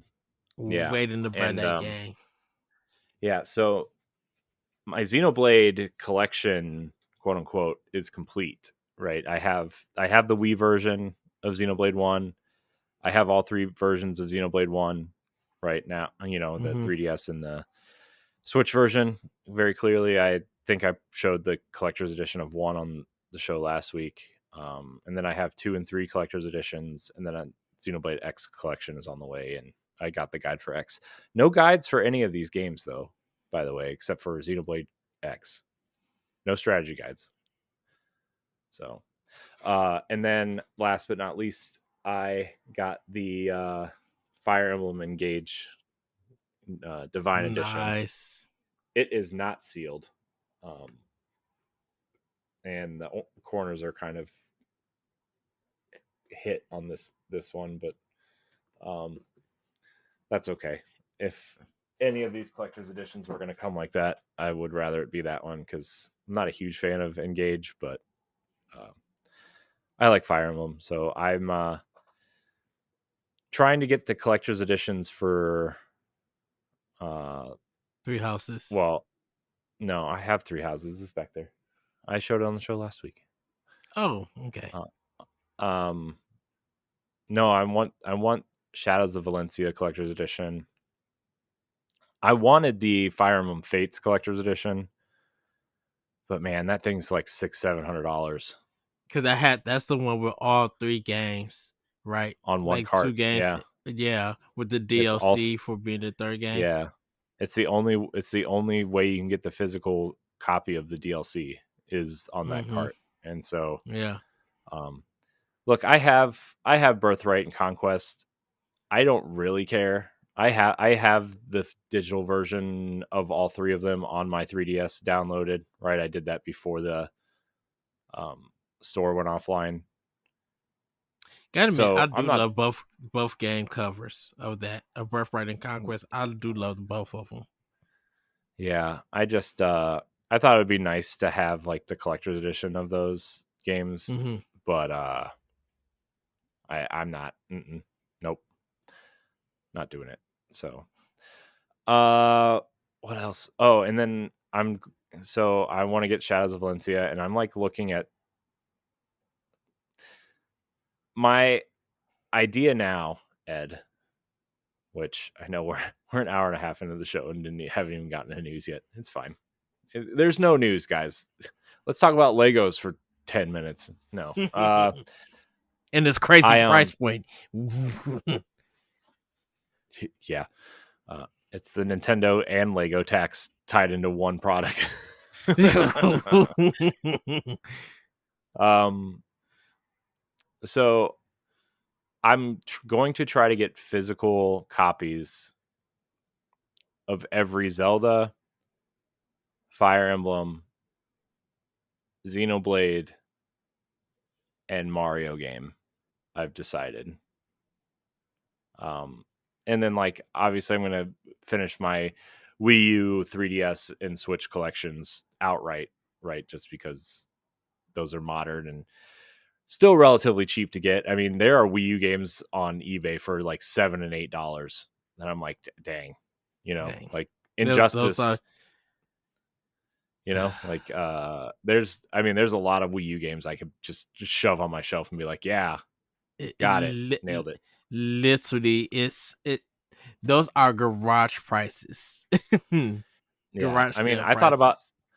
I thought about just getting them all and then like let everyone that I see and just like putting them all together in like complete copies or whatever, and just then turn around and sell like a lot of Wii U games, and just to get rid of them, right? And so I don't know. I thought about that, but also I've spent a lot of money recently on these collector's editions, and so I need to cool it for a little bit, Mm-hmm.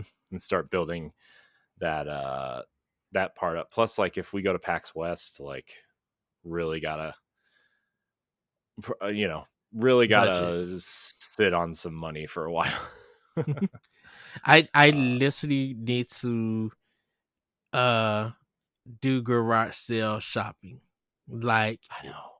go to My some. wife's been going. My wife went this morning without me. I'm like, you should have told me. I want to go look for like video games, like classic video games, and see if they have like older games. Because especially like, I mean, especially because like, I mean, there are some. I don't know. I see people posting stuff online about. I found somebody found.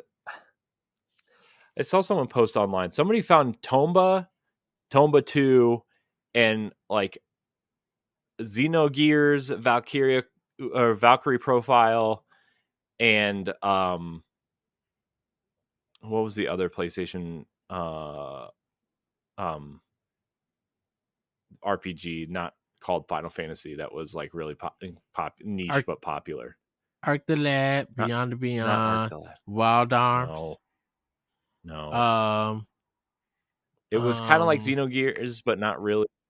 That's another series I want. Now that I have all the Xenoblade Chronicles ones, I want to get all the Xenosaga games and the Xenogears, Xenosaga. Xenogear. Oh, that's what those Xenosaga's gonna be a shoot. Well, Gears is probably gonna be hard, but Saga's gonna be some money too. Xenosaga 1 and 2, super cheap. Xenosaga 3, you might as well just sell an organ. Yeah, because that was the last one. Yeah. Man, I really liked that first game a lot, and then I never played the other two. I loved I that first game. I used to read the just reviews of the Xenosaga ones, and all I used to read about is just like it's a movie. It's not a game. Well, yeah, Because you had they're to put just time aside to watch the cutscenes, but that was like Monolith's proof of concept for Xenoblade.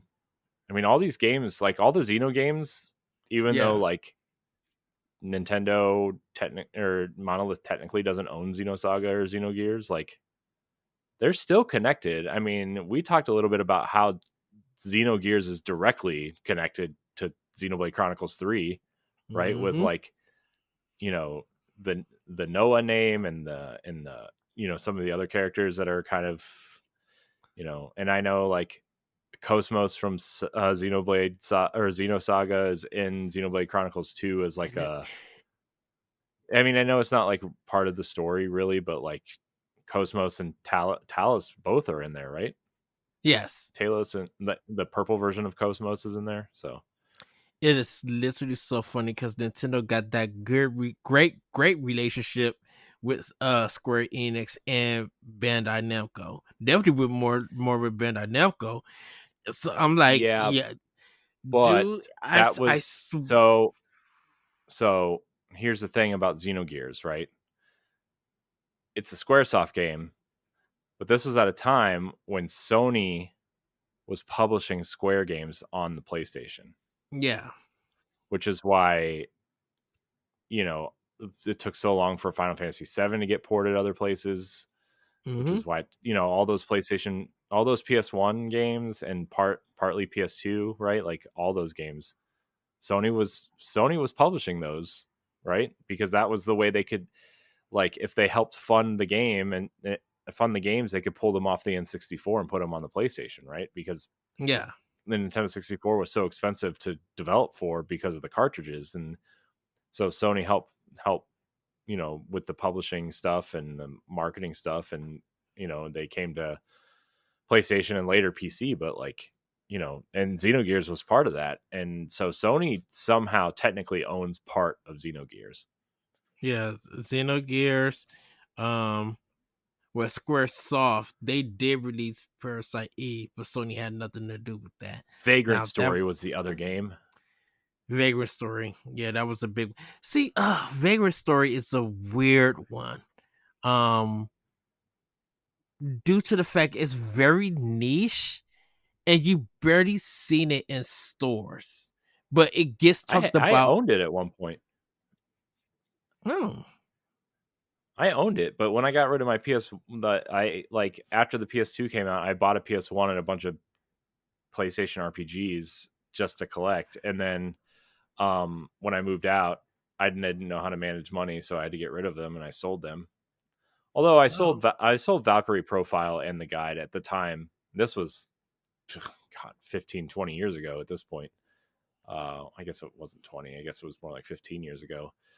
Like I ended up selling a Valkyrie Profile and the guide for like $320 at the time. So, I mean, it's like, again, some of these PlayStation JRPGs physically, you might as well just like, I don't know, invest in time travel at this point because it's cheaper than going to buy one of these games. Pretty much, yes. So I don't know, man. It's yeah, I don't remember where we were going with this. I don't remember what I was talking about, but the collector's items for stuff for games, right? Yeah. So I would like to get Monolith's other games at some point. I don't know if I'll get the physical. I don't know if I'll import the Bat and Kato's physical for Switch. I'm not like, I don't. Here's the thing, Ed. Like we were talking about earlier in the show 2 hours ago. The Europeans put that weird text on the side binding, and it just doesn't match the rest of the Switch games, so I don't want it. And of course, we didn't get a physical edition in the Americas for some reason. Mm-hmm. Of course not. Why would we? Nintendo hates America, I guess. Although I think most of America hates America too at this point. But pretty much. Yes. Why we're not getting into that political nonsense at this point. But I've been tracking down GameCube versions of those games, which I owned at one point. And dude, my GameCube collection, it just makes me really sad looking at what I had and what it's gone now. It's okay though. It's okay. That's why I cherish my Eternal Darkness so much. Like literally cherish that game. Just like, I mean, that game's not even one of the more expensive games on Switch anymore. That game's like everywhere. Here's the thing: if you're gonna GameCube games, unless it's like a Mario game, right? Mm-hmm. Like you're gonna be paying at least $70 for a GameCube game complete in box at this point, right? I mean, I was looking at cheap versions of Fire Emblem for GameCube for $275. Okay, so I'm gonna get it. I'm gonna get that back someday. I'm gonna. I have literally. I just have a feeling we're gonna one of these days. We each gonna be garage shopping and fall into it and be like $4.50, and I'll be like, "You take this money," because if you don't find it and I do. Go ahead, Corey. The sad thing about Fire Emblem for GameCube, right, is like it was at every GameStop before the Wii came out for $24.99. GameStop was selling it for $24.99. Bat and Kato's $24.99. All these games for GameCube because nobody wanted GameCube games. Nobody wanted GameCube games, and so like I bought every single one of them, right? Mm-hmm. And like, I don't know. Look, man. That's how Phoenix Wright on the DS became a popular series. They put that mug in a bargain bin for $19.99, and that game flew. Phoenix Wright wouldn't be as popular as it is if it wasn't sold at that price. And Capcom was shocked. Yeah, I'm telling you, man, this is I'm gonna be buying some games soon, and my goal is that every week I'm gonna have at least one show and tell. My goal every week is to do a video, like a retro game video at some point. And if I'm getting a collector's edition, it's gonna be an unboxing. So I'm trying to find new ways to do content that's cheap and easy, right? And well. Mm-hmm. Cheap in terms of time to do, not cheap in terms of money because it's Nintendo and they're all outrageous and crazy. But yeah, that's my new goal in life now.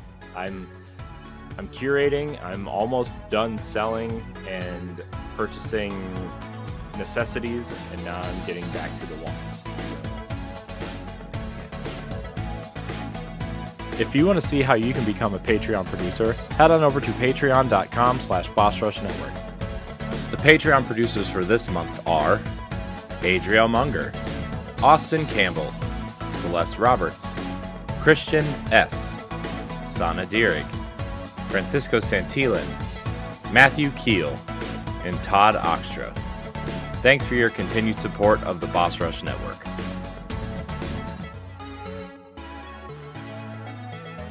Well, Corey, how about we finally get into Family News? I'm sorry, I just had to laugh because we just like, do we really want to do Family News after just having that conversation? Here's the thing: there's not very much news. We do have a couple questions in Discord, so we'll pull those in a minute. We don't have very much news, so we'll just blow through this. I don't even want to talk about this third story I put in here because it doesn't really. We talked about it already, I think, on an episode, so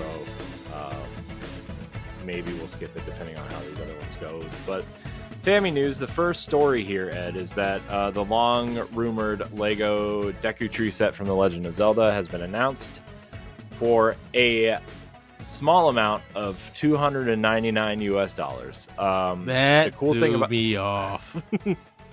The cool thing about the set, though, is that it is actually 2 sets in one, where you get to pick which set you can build. So it comes with an Ocarina of Time Deku Tree set, and it comes with, or you can build the Breath of the Wild Deku Tree set. So, okay, it looks cool. It looks nice. Not a Lego person. I would like to be at some point, but Legos are just way too expensive at this point. And not a popular opinion here, Ed, but I think Lego minifigs are ugly. I hate the way Lego minifigures look.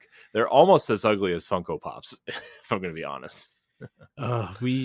Goodness. My Toys R Us days and these minifigures, the mugs would come in and ravage our minifigures. They kept picking them up, filling all around, and then just throwing them down because it wasn't what they were looking for. And they would do that for every time we brought out those minifigures. I used to hate that mess.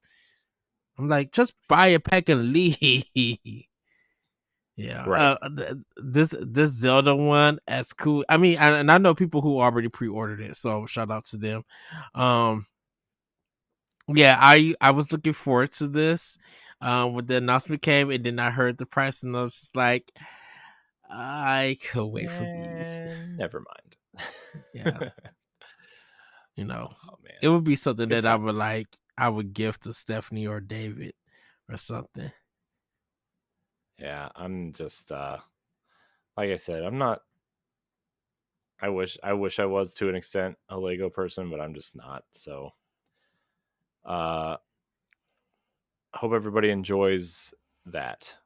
Look, that's like 3/4 of the next Nintendo console in terms of pricing. So, yeah, like I said earlier, I would rather just buy the next console and a couple games.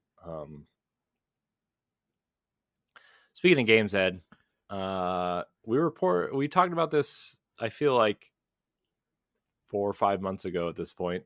But apparently it's circulating in the news again because it's quote unquote official. Toys for Bob, the developer behind Crash Bandicoot and Spyro, are now officially independent, and Microsoft will still publish their next game, which, spoilers, is probably another Spyro game, because that's all they've been talking about and teasing on social media. There was that Spyro 4 art in the Crash Bandicoot game art book at one point. So to me, it seems like they're making us another Spyro game. I don't know if that'll be their next game or the game after, but they are very clearly working with that IP, I think. So I don't know. Good for them. You know, I'm glad they got to become independent and not close like Tango did. But Yeah. I don't really have anything else to say. I don't. The Spyro games are great, but uh, I I hate I Crash want them Bandicoot. to Those do. I games want suck. them to. I hate, dude. uh, I hate Crash so much. Like, you know how people have a passionate hatred for Sonic the Hedgehog? yeah. That's how I feel about Crash Bandicoot. I hate Crash Bandicoot. Every time I he will falls in the pit, I hope he just stays down there. I will say this because I 100% the second game first. Because my cousin got it for Christmas. I was fine with that. 100% it the first game because he got it after.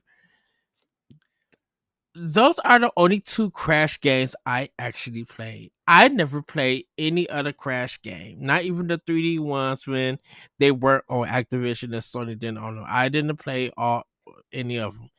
All I know is this: when Insomniac brought Jack and Daxter out, I was just like, "This is what I wish You mean Crash was." Naughty Dog? That's Naughty Dog You did said Jack and Daxter. I said yeah, Insomniac. yeah, Insomniac had Ratchet and Clank. I thought they did Jack and yeah. Daxter. Nope, Naughty Dog did nope. Jack and Daxter. Sucker Punch did Sly Cooper. Naughty Dog did Jack, and Insomniac did Ratchet. Okay. Well, my Man, Sly Cooper. apologies. Man, Sly Cooper too, man. So Dude, here's the thing. Here's the thing about Jack and Daxter, right? The mm, only good Jack and Daxter game, in my opinion, is the first one. 100%. Corey, I would not disagree with you at all. I tried so hard with Jack 2. I finished it and I did I not enjoy it. And then I like could not. I mean I mean Jack 2 and 3 were basically just like GTA 3 had kind of hit and everybody wanted to make their own version of GTA, yeah. and that included mascot platformers, and it wasn't great. And actually that last Jack game that came out, the Final Frontier, that wasn't Naughty Dog, Mm-hmm. that everybody seems to forget exists, but is on PlayStation 5 as a PS2 classic right now that you can buy or play if you are a subscriber to one of their 750 tiers of PlayStation Plus. Yeah. Is actually a lot like the first game, and it's actually really fun. It's not as good as the first game, obviously, but it is a good time. It Uh, was Jack 3 was the racing game, right? Or was that no, separate? that was separate. That was Jack Combat, or Jack X Combat Racing, Okay. Um yeah, which was essentially the Crash Team Racing reskinned. oh wow. Well, yeah, that's true. The vehicle movement in Jack 2 and some of those level designs was just Well, they had those hover bikes that were just horrible. awful. They were awful to control. They didn't control like any Yes. other driving. It didn't control like any other driving game in terms of like the button inputs either, especially at the time, right? Like I remember Jack 2 just being a horrible time. Horrible. Uh, And I Jack and Daxter for PS2, the first one 100%. Like I got everything mhm. for it. Oh But goodness.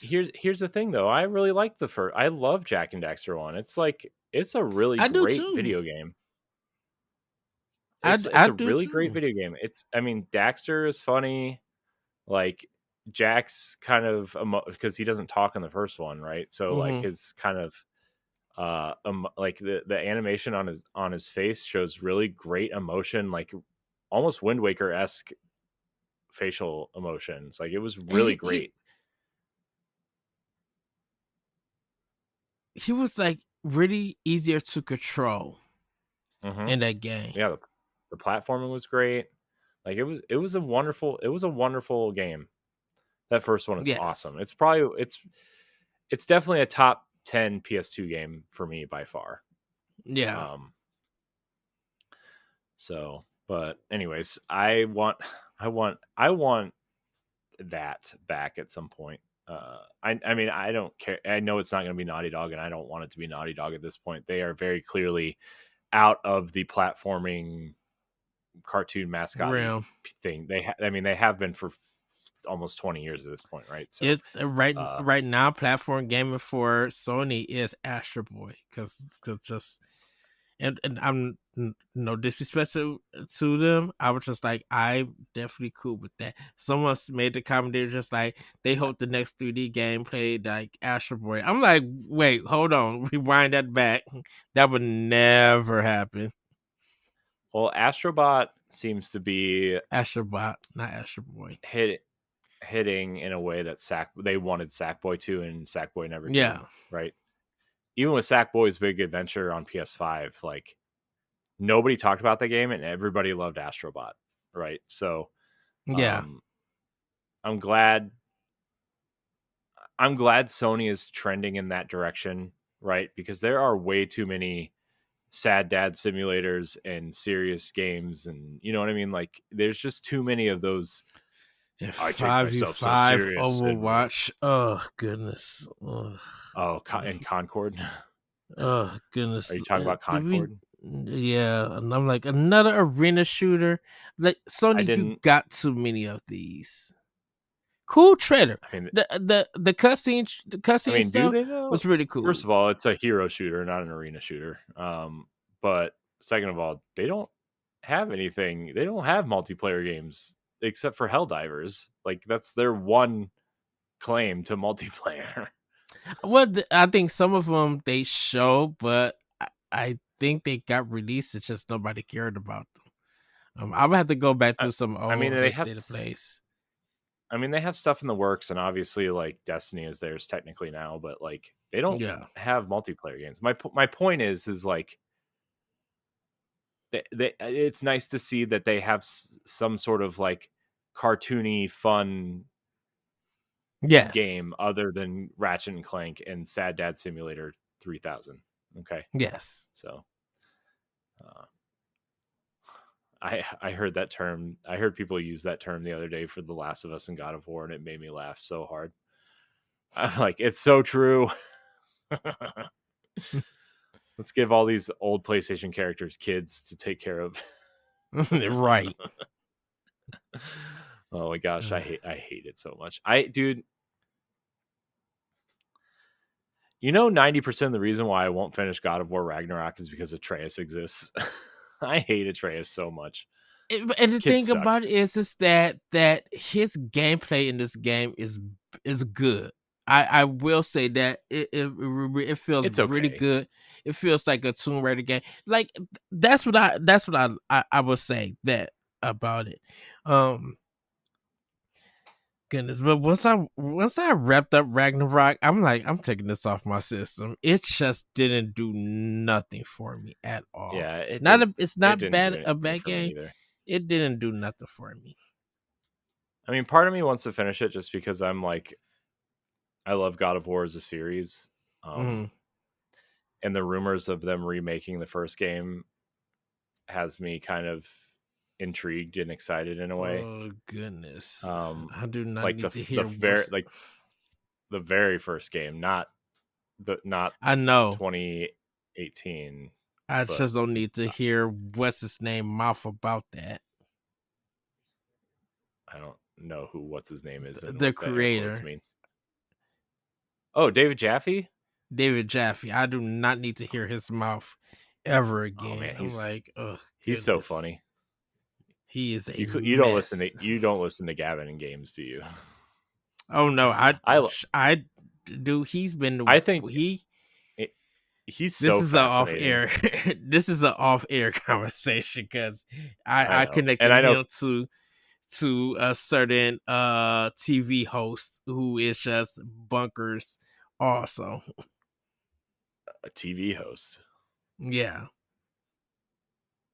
I don't know what his name starts with an S and his name starts with an S and he's bald headed. X-Play? Adam Sessler? Oh.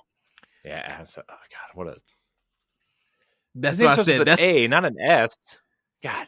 Well, everybody called him Sessler. So that's why I was just that conversation is off air. This is Nintendo Pow Block, everybody. Anyways. Yes. What were we talking? Oh. Yeah. Yeah, Toys for Bob. I would love to see a new IP from them as a new game. I'd like to see that. I'm Yeah, cool with maybe they're making Spiral or Banjo. Crash. Moving on. Thank you, Last. because my eyes darted at you when you said that. Like, wait a I minute. know. I felt them. I wasn't looking, but I felt them.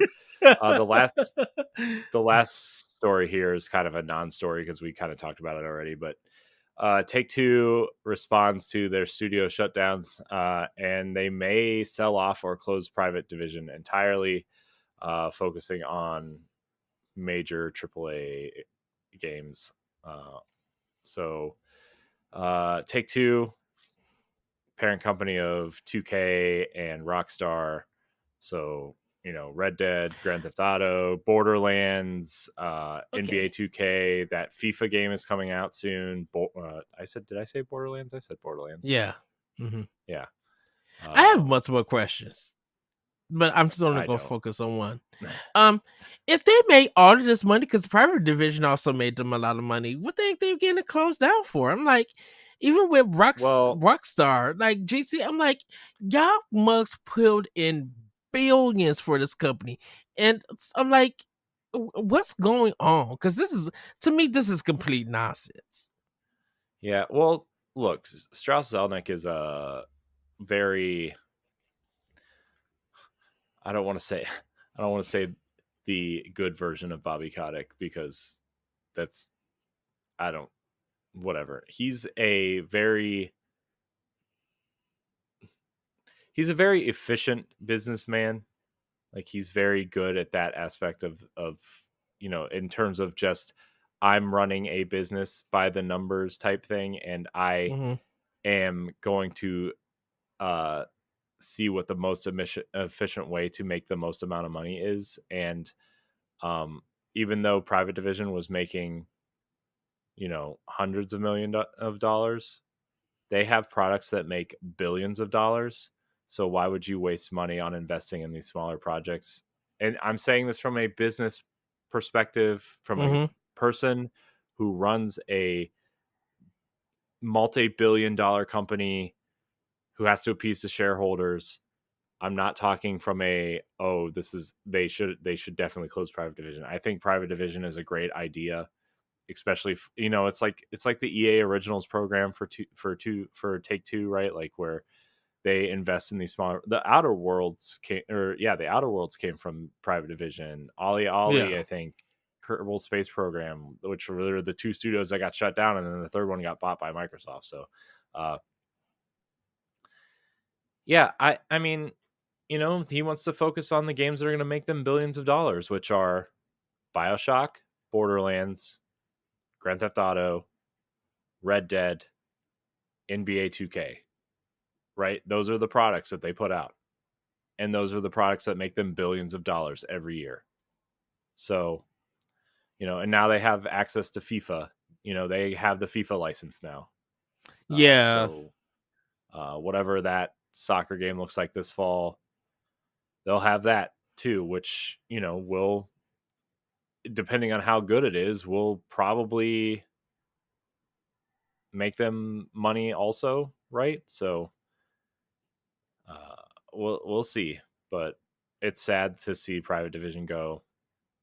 I'm sad for these studios too, especially the Yeah. Ollie Ollie studio, right? Because uh, you know, the Kerbal Space Program 2 studio, even though I feel bad that studio shut down, it's not the original Kerbal Space Program studio. It's a different studio of ex Kerbal Space Program developers who created a new studio because 2K owns Kerbal Space Program because they published the first one, but it's not that.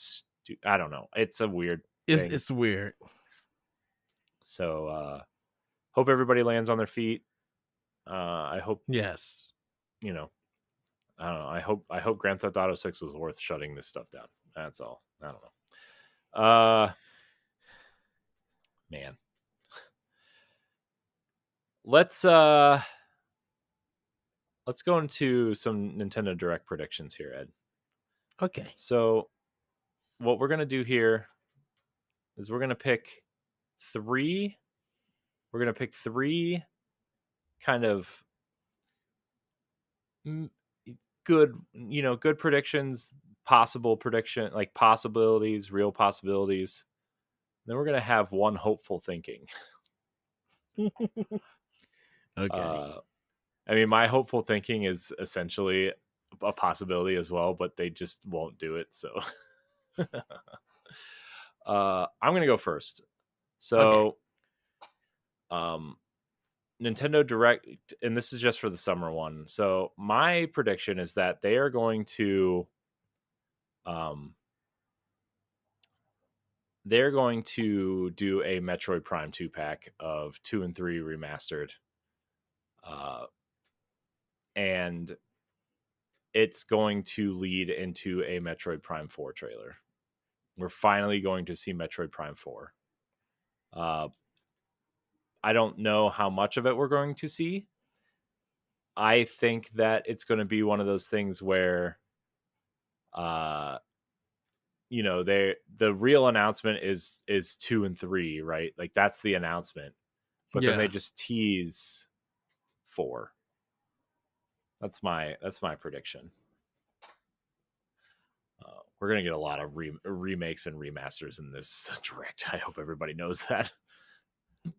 I mean, that's what maybe even another 1-2 Switch. Who knows? Which dude, a I lot of can't believe we got people. a sequel to that. Dude, I seen still. I think Amazon had that like for $9 or $50 some. Someone had it Yeah, I for know. cheap. Like, I bought it for $9.99. oh yeah, okay, yeah. I It's remember on you my told me shelf over that. there. Oh my good googly moogly. I know. It was a terrible decision. That's fine. Are we going just back and forth? Yeah. Okay. So my prediction that kind of, so I know we've been on this GameCube kick, and I Mm-hmm. literally was talking to Josh Martinez. We was conversating, and I kind of want a remake or a remaster of Metal Gear Solid: The Twin Snakes on Switch.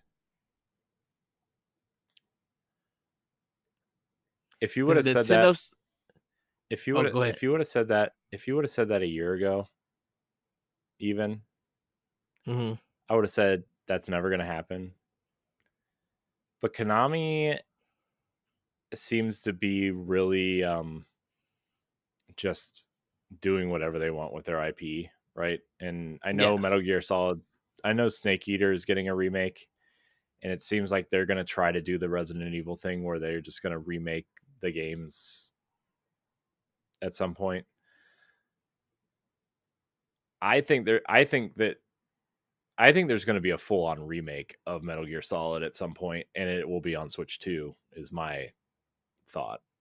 And it Well, will that be was a hopeful one for me. That if it happened, if they like do a remake like graphic wise, like really get into it, Nintendo successor would be the system, because Nintendo owns. I don't know what the deal is, but I know Nintendo Konami have something where that game can't appear on any other console. It has to stay on Nintendo. Nintendo. Well, Nintendo has the first right of refusal for Refusal. publishing rights. It's the same thing that Microsoft had for Sunset Overdrive for a long time, and it still has for Sunset Overdrive, because even though Sony owns the IP now because they bought Insomniac, Yeah. Microsoft still owns the publishing rights for the first game. So they have the first right of refusal to put it on PlayStation because they're the only ones that can publish it. Yeah. Also, it's the same thing with Quantum Break as well, right? Like Microsoft, well, I guess Microsoft kind of owns Quantum Break, so maybe. But the thing I can compare it to the most is Sunset Overdrive right now. So Yes. Konami owns the game; they own the IP, but Nintendo help fund and publish the game, so that's why it can't appear other places. Uh, uh, Didn't Nintendo fund the whole game? It's some sort of weird partnership thing, right? I don't Because it was really, like, I don't know the history because I don't care about Metal Gear like at all. yeah, Um, because Silicon Knights was the developer and Nintendo owned them mhm. at the time. No, I Nintendo never owned No, they Silicon did Knights. not. No, because They Microsoft funded and ended. published their games, right? So Yeah, because Metal Eternal Darkness was first, and then Metal Gear Solid Twin Snakes, because it was those three. With mhm. what's his name from Silicon Knights, Hideo uh, Kojima and Miyamoto. Because yeah, because Miyamoto was after kind of that, off.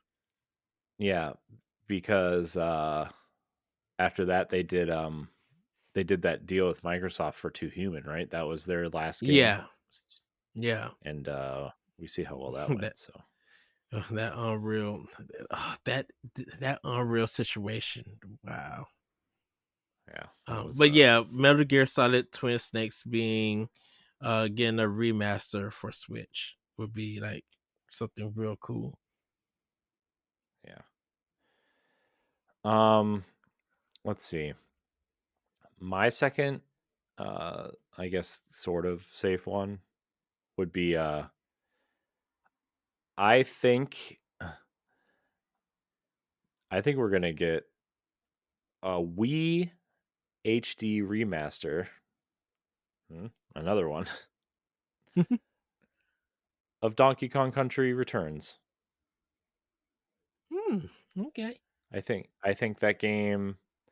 There's been a lot of talk about Donkey Kong recently, especially because of the Mario movie. Um, a lot of people seem to want a new Donkey Kong product. I know Nintendo's not going to waste that on a new game on the Switch at this point. So I think an HD remaster of the first one would be great. I know we got the 3DS version, but I think an HD version to go along with Tropical Freeze would be a great. Just to have both of them in HD on the same console would be, you know, probably ideal. So I know it's a simple one, but that's my guess. Okay. For me, okay. So my second prediction deals with Nintendo Expansion Pass, or Nintendo Switch Online, I should say. And I think we are going to get Dreamcast games. We might actually see some Wii games on here. And just for laughs, just for the most wackiest things to For ever laughs, appear, that you get a black screen and then a green X logo comes up. And Xbox, the original Xbox games are appearing on Nintendo Switch. okay. I don't know what to say to that, but okay. It's just a wacky thing. I mean, how do you think people would react if they sing that? Because I think there are some Xbox games that's the kind of like third party that never came to Nintendo, like hmm GameCube and stuff, and it would kind of probably be cool. Like, this is a way that you guys could play it through the Xbox, um, Switch Online, and that, because yeah, um, just just Yeah, I mean, throwing it out there. there's definitely games that would fit in Microsoft's portfolio that would be on there. I mean, we talked about two of them for 25 minutes at the top of the show, but in terms of like original Xbox, like they own Psychonauts now. Mm-hmm. Uh, Conquer Live and Reloaded that has a history on Nintendo, right? You could definitely see stuff like that. I don't I don't know how much more you would see. I mean, I guess you could put the original Fable on there. A lot of the games they published are already on there, though. Like Knights of the Old Republic is on there. I guess you could see something like Jade Empire make it over at some point. I'm just trying to think of like original Xbox exclusives. Like, I mean, all the Oddworld games that were on the original Mm-hmm. Xbox are on there in like an HD form at least. Um, See, that's the problem with like original Xbox and the original PlayStation and stuff is like a lot of the stuff that they either published or funded for as like a second party like has all been like re-released in some sort of collection or remade or remastered to sell. So like I'm trying to think of like original Xbox. I mean like what Mech Assault, right? Mech Assault 1 and 2. Hmm. Um Black was multi-platform. A game So that I never mean, got. and Halo would probably come over in some sort of Master Chief collection because they want to make money off of that, right? So Mm-hmm. like that would be on the next console, presumably. Um, Man, I don't know what you do with original Xbox. I think it would be neat.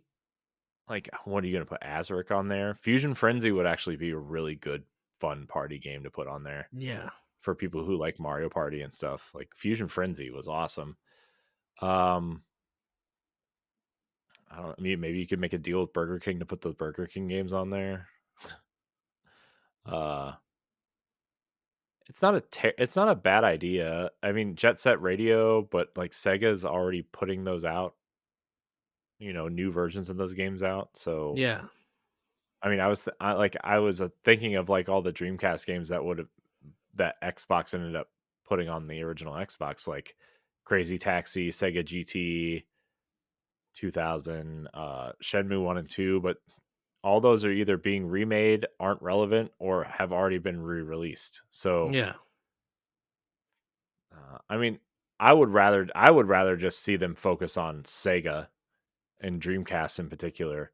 Give me some of those games that are really expensive, like Illbleed, Oh yeah. uh, Blue Stinger, Dynamite Cop, Virtual Cop.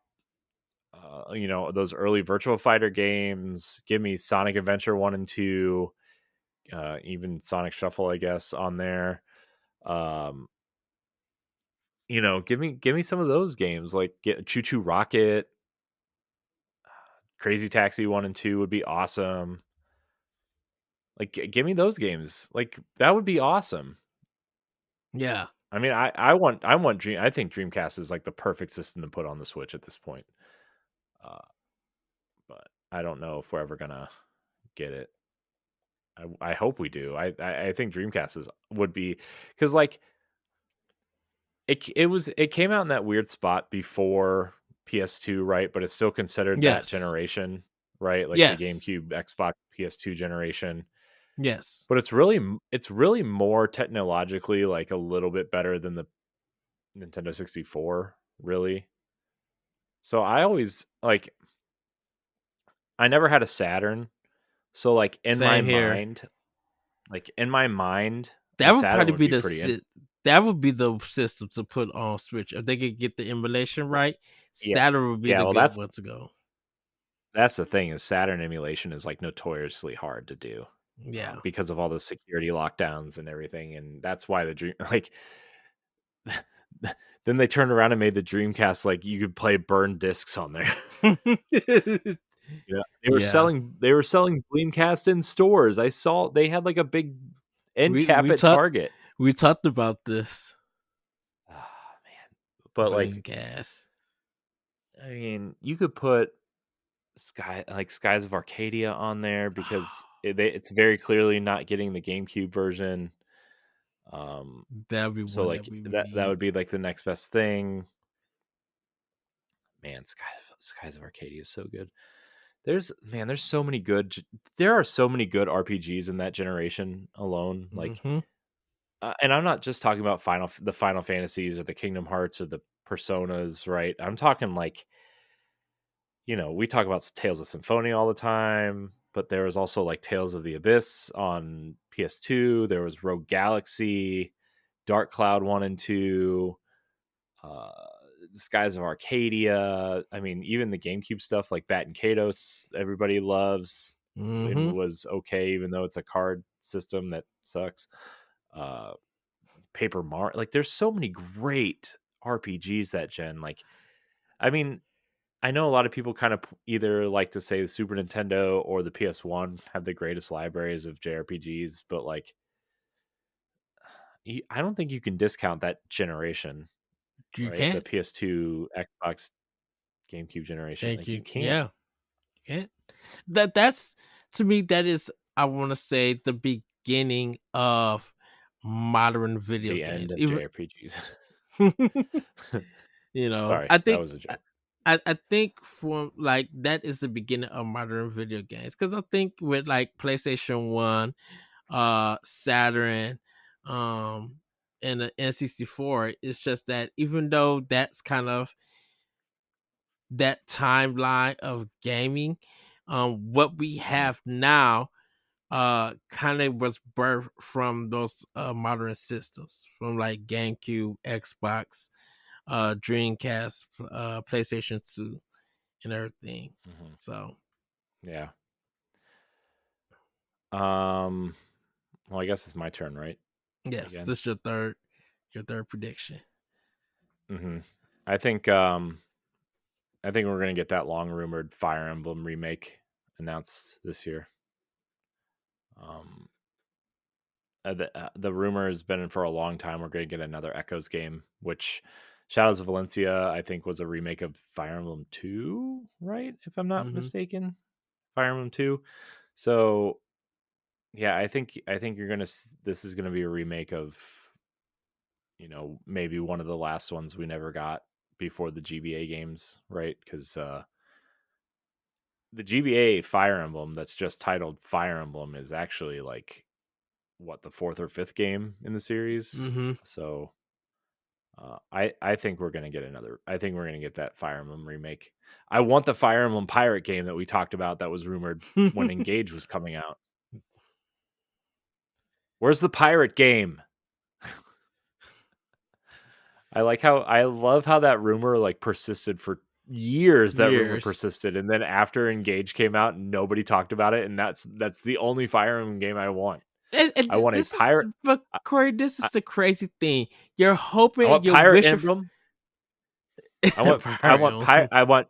I want Pirate Emblem three ships.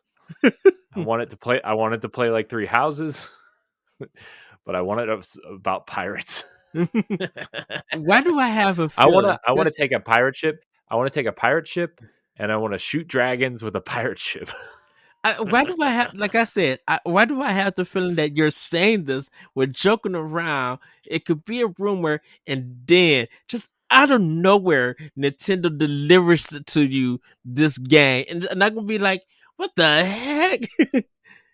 Because you will be on. Look, You've been on the streak getting stuff right. I know, I know. So, as much as I would love that to happen, the next new entry to Fire Emblem is not going to be on the Switch. It's going to be on the next console.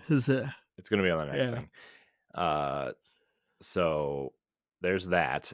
But I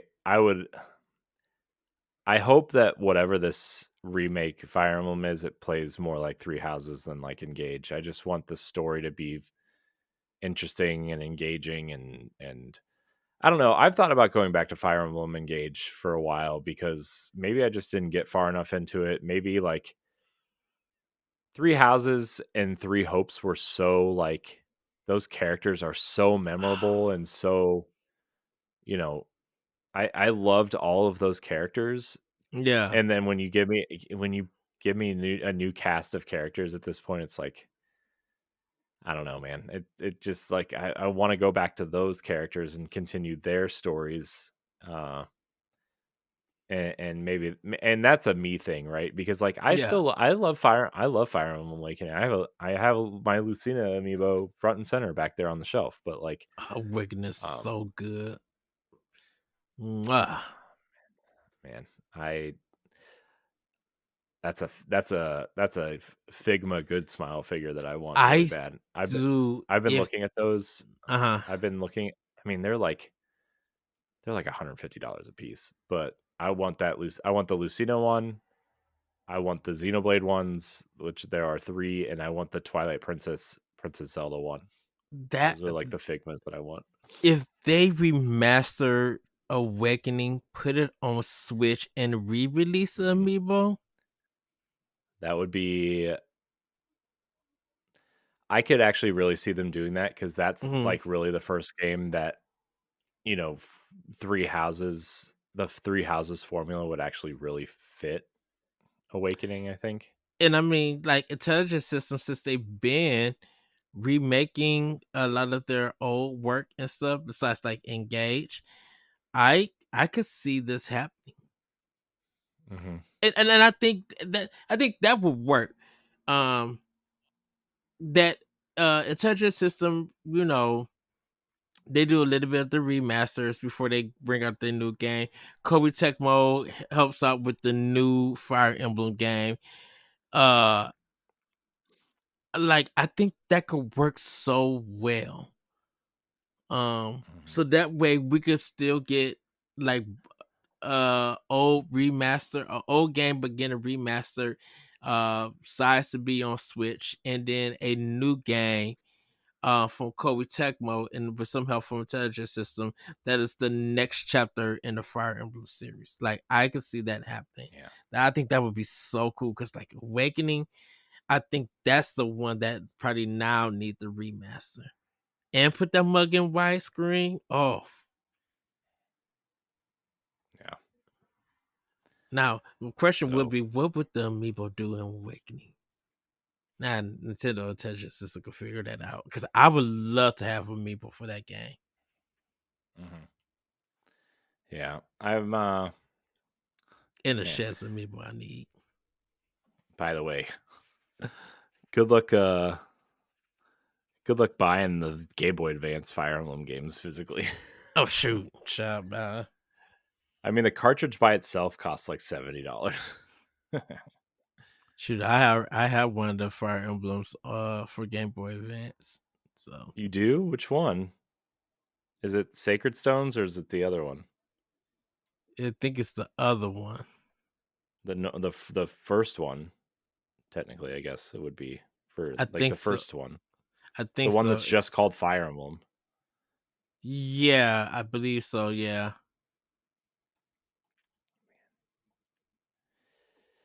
Well, I don't like you right now.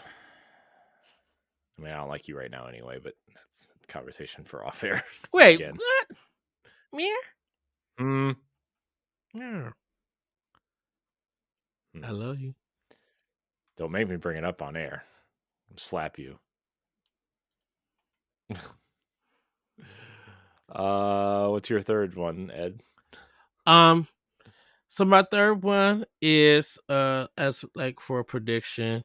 Um like I definitely would love to see Beautiful Joe 1 or 2.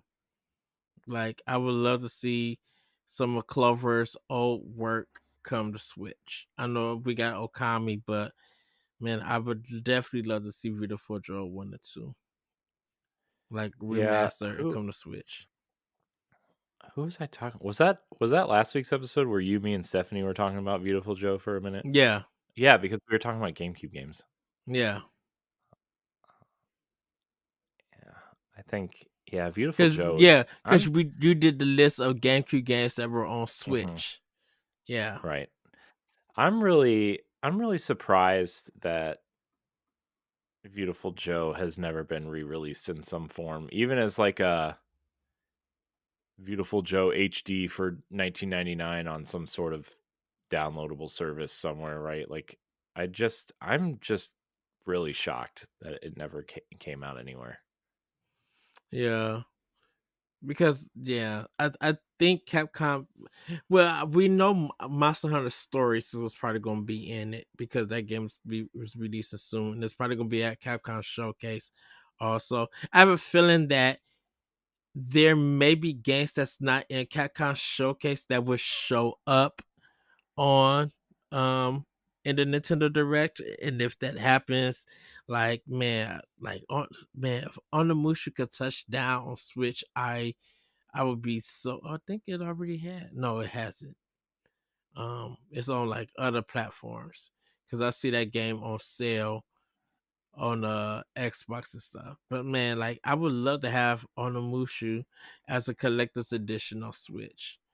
Um, but like Beautiful Joe 1 and 2, man, Beautiful Joe, uh, Well, that Onimusha game. Remastered is already on Switch. Switch. That's what I was thinking. I'm like, yeah, but I think it was just that one game. They don't have 2 and 3 on Well, Switch. Like, three like never got re-released because the actor has some sort of rights thing, yeah, right? That was the thing.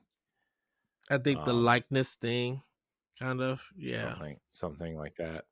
I never played the game after that. I think on the Mushu 4. I never got to play that one. Um, but yeah. One of them was an Xbox game, right? Warlords. That was the fourth one, Yeah. right? For the Yeah. Xbox. Yeah. I would laugh if I see the Dead Rising collection come on Switch. Be like, Capcom, what the heck are you doing? Yeah. Look, Capcom doesn't need any flubs right now. Okay, they've got a lot of great things going on. They don't need a. They already got their one kind of. We don't know what we're doing with this in Exo Primo. Okay, so they they can't be putting out. Dude, that went silent with the quickness, but they have that game for PlayStation still that they need to. No, Exo Primal. They just put out a bunch of Mega Man DLC for it. No, it was another one that they had. Are you Wasn't talking it? about that one that everybody thought was Onimusha that's coming to Game Pass? Not Is that that the one you're one. talking about? There was another space one that was PlayStation exclusive Oh, with that little girl and that guy and stuff. Because I yeah, think the space one.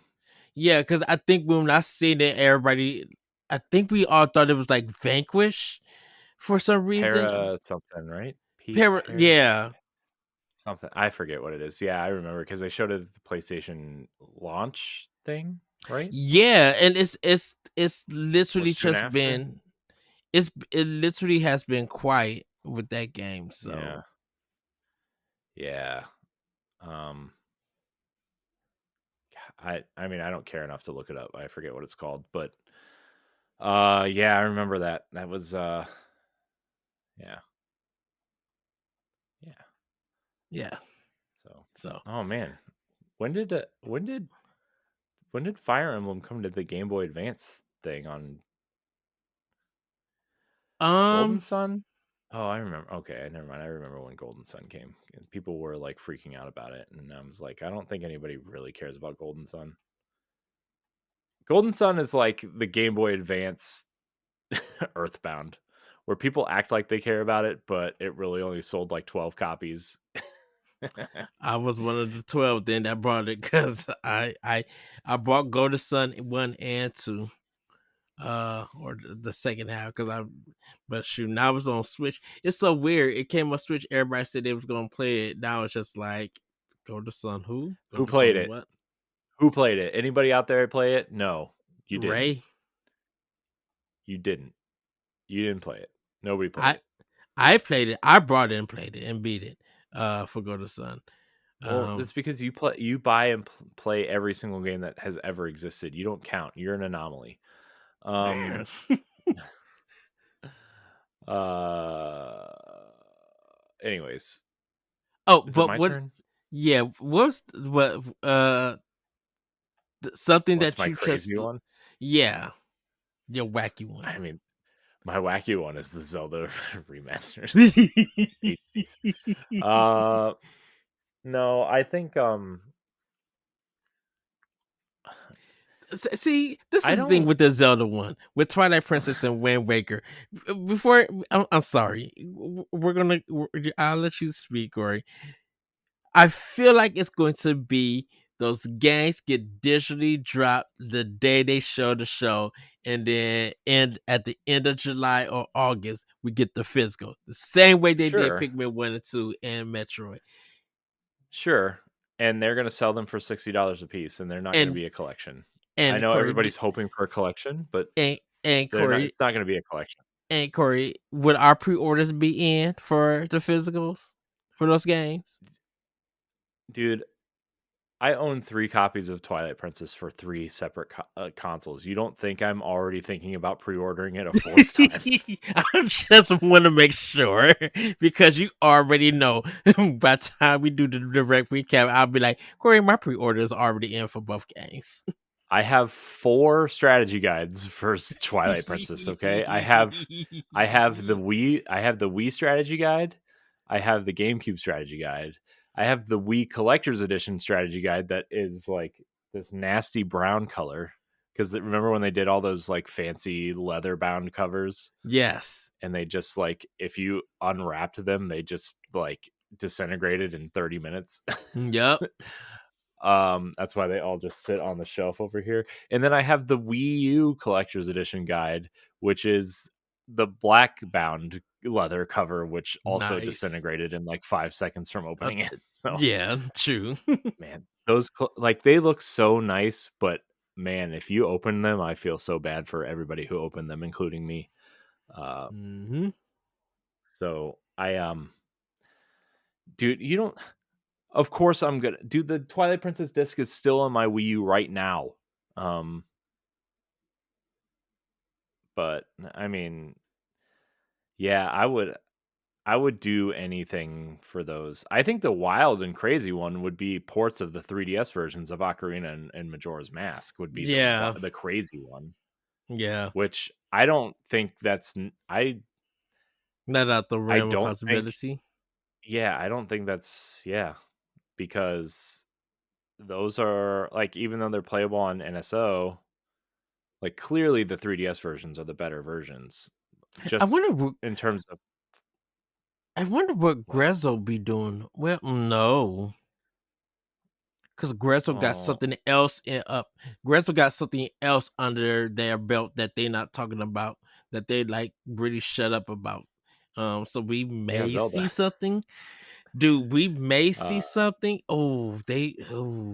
Just I mean, Grezzo. now I would actually really like to see Xenoblade Chronicles X come over, also, that um, yes. because that way you have the entire series ready to go on one platform and would be available on platforms moving forward. And I think that's where Nintendo actually has some sort of weird advantage compared to the other consoles at this point, because Hmm. even though like they've been they've been amazing at making people rebuy their games every generation. uh I think in terms of like, you look at the DS, the 3DS, the Wii, and the Wii U specifically, and the GameCube to an extent, but we've already gotten so many GameCube games on the Switch that like I'd be interested to see how many more they actually bring over.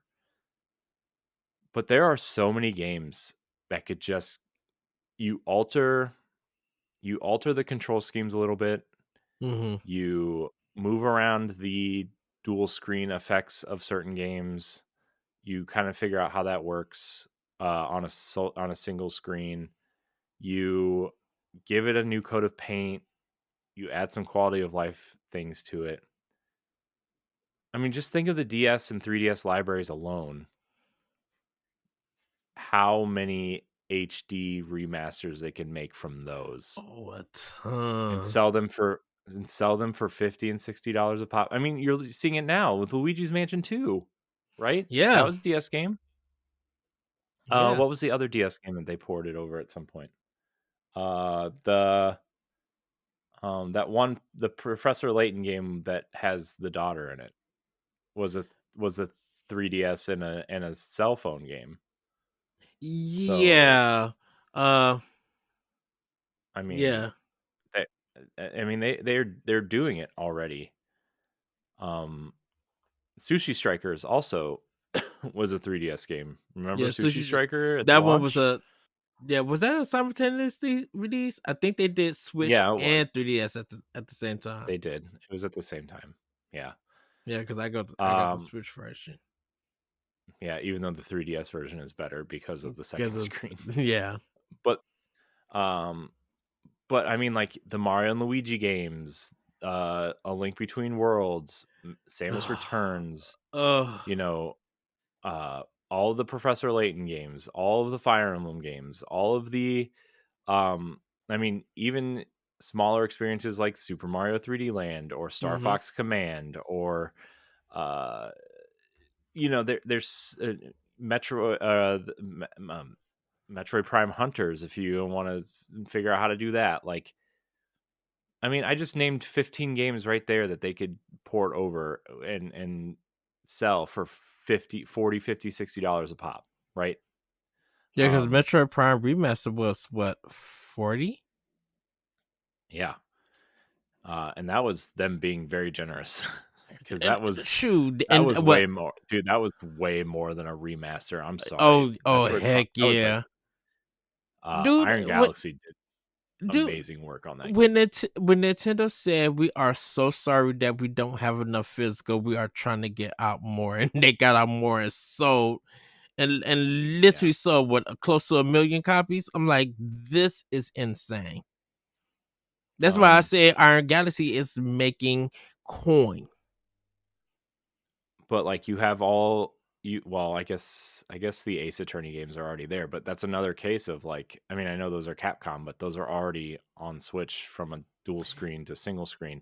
And we The World still Ends With You, what The World Ends With You was a dual screen screen, game that yeah. ended up on a single screen. Monster Hunter Stories 2 is coming out, which was a dual screen 3DS game That's now another coming. stories Like one. that's what I meant. Yeah. I'm looking at Monster Hunter Stories 2. Like there are so many games that were like that, right? And so Which my ranking one was like the Pushmo series coming to mhm. Switch. Like, Yeah, I mean, and then you look at the Wii. There's so much to pull in from there, and we saw that they can totally do motion controls with mm-hmm. like with normal controls with Skyward Sword, right? Or uh, even Mario Galaxy, right? On the 3D All Stars collection, there like you could pull over. I mean, if you're just looking at Nintendo first party stuff, I already mentioned Donkey Kong. Uh, you could there's Fire Emblem game over there. There's Mario Galaxy 1 and 2 separate,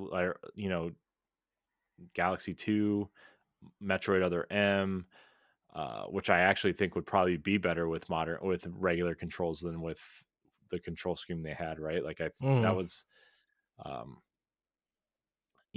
what else? I mean, Mario Kart kind of already exists within Mario Kart 8. Some of these games aren't, you don't need to, but like Kirby's Epic Yarn, right, would be an awesome on a HD screen. What was that platinum game that was in black and white on Wii? Mad World, Mad World.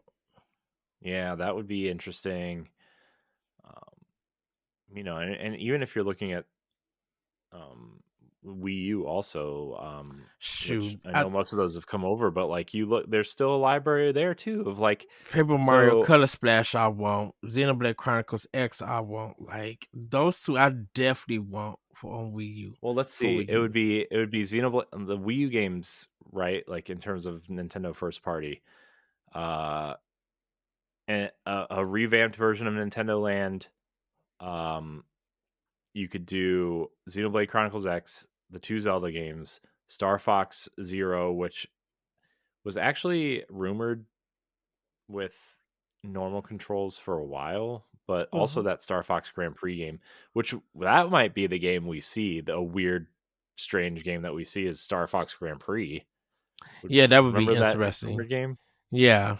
Uh, I mean, I didn't ever followed up with that rumor after, but everything on that sheet has already that. Remember that leaked sheet that came out Uh-huh. and we talked about that year? Everything on that came out except for that. Everything has come out since then except for that.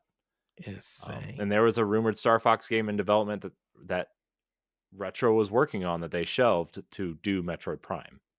So I don't know. I'm just looking at my shelf over there. I mean, we're getting Epic Mickey, right? I mean, you can do the second Oh, I one. cannot wait. I do have Epic Mickey the Power 2. on Xbox. Mhm. But I'm just like, man, that Epic Mickey art-ish remaster is gonna be so good. I can't wait to get that one. Yeah. So I mean, there are hundreds of games Nintendo could pull from on those 4 consoles alone. Yeah. You know, I mean, first party stuff alone, you could probably make a list of 50 games easy that Nintendo could be like, oh yeah, let's move that over at some point. Let's And move this and over. Let's literally and literally Nintendo, like with the budget price of $40 or $50. Like if they want to do 60, that's fine. And and that's a that game would to game basis. and you know what that would do too is that would satiate the audience that you know I the one complaint about the Switch I've heard software wise, there's a lot of complaints, right? Online stuff, whatever. In terms of gaming, like actually playing video games, the one thing I've heard people say consistently is Nintendo has gotten away from proper handheld gaming, right? Mm-hmm.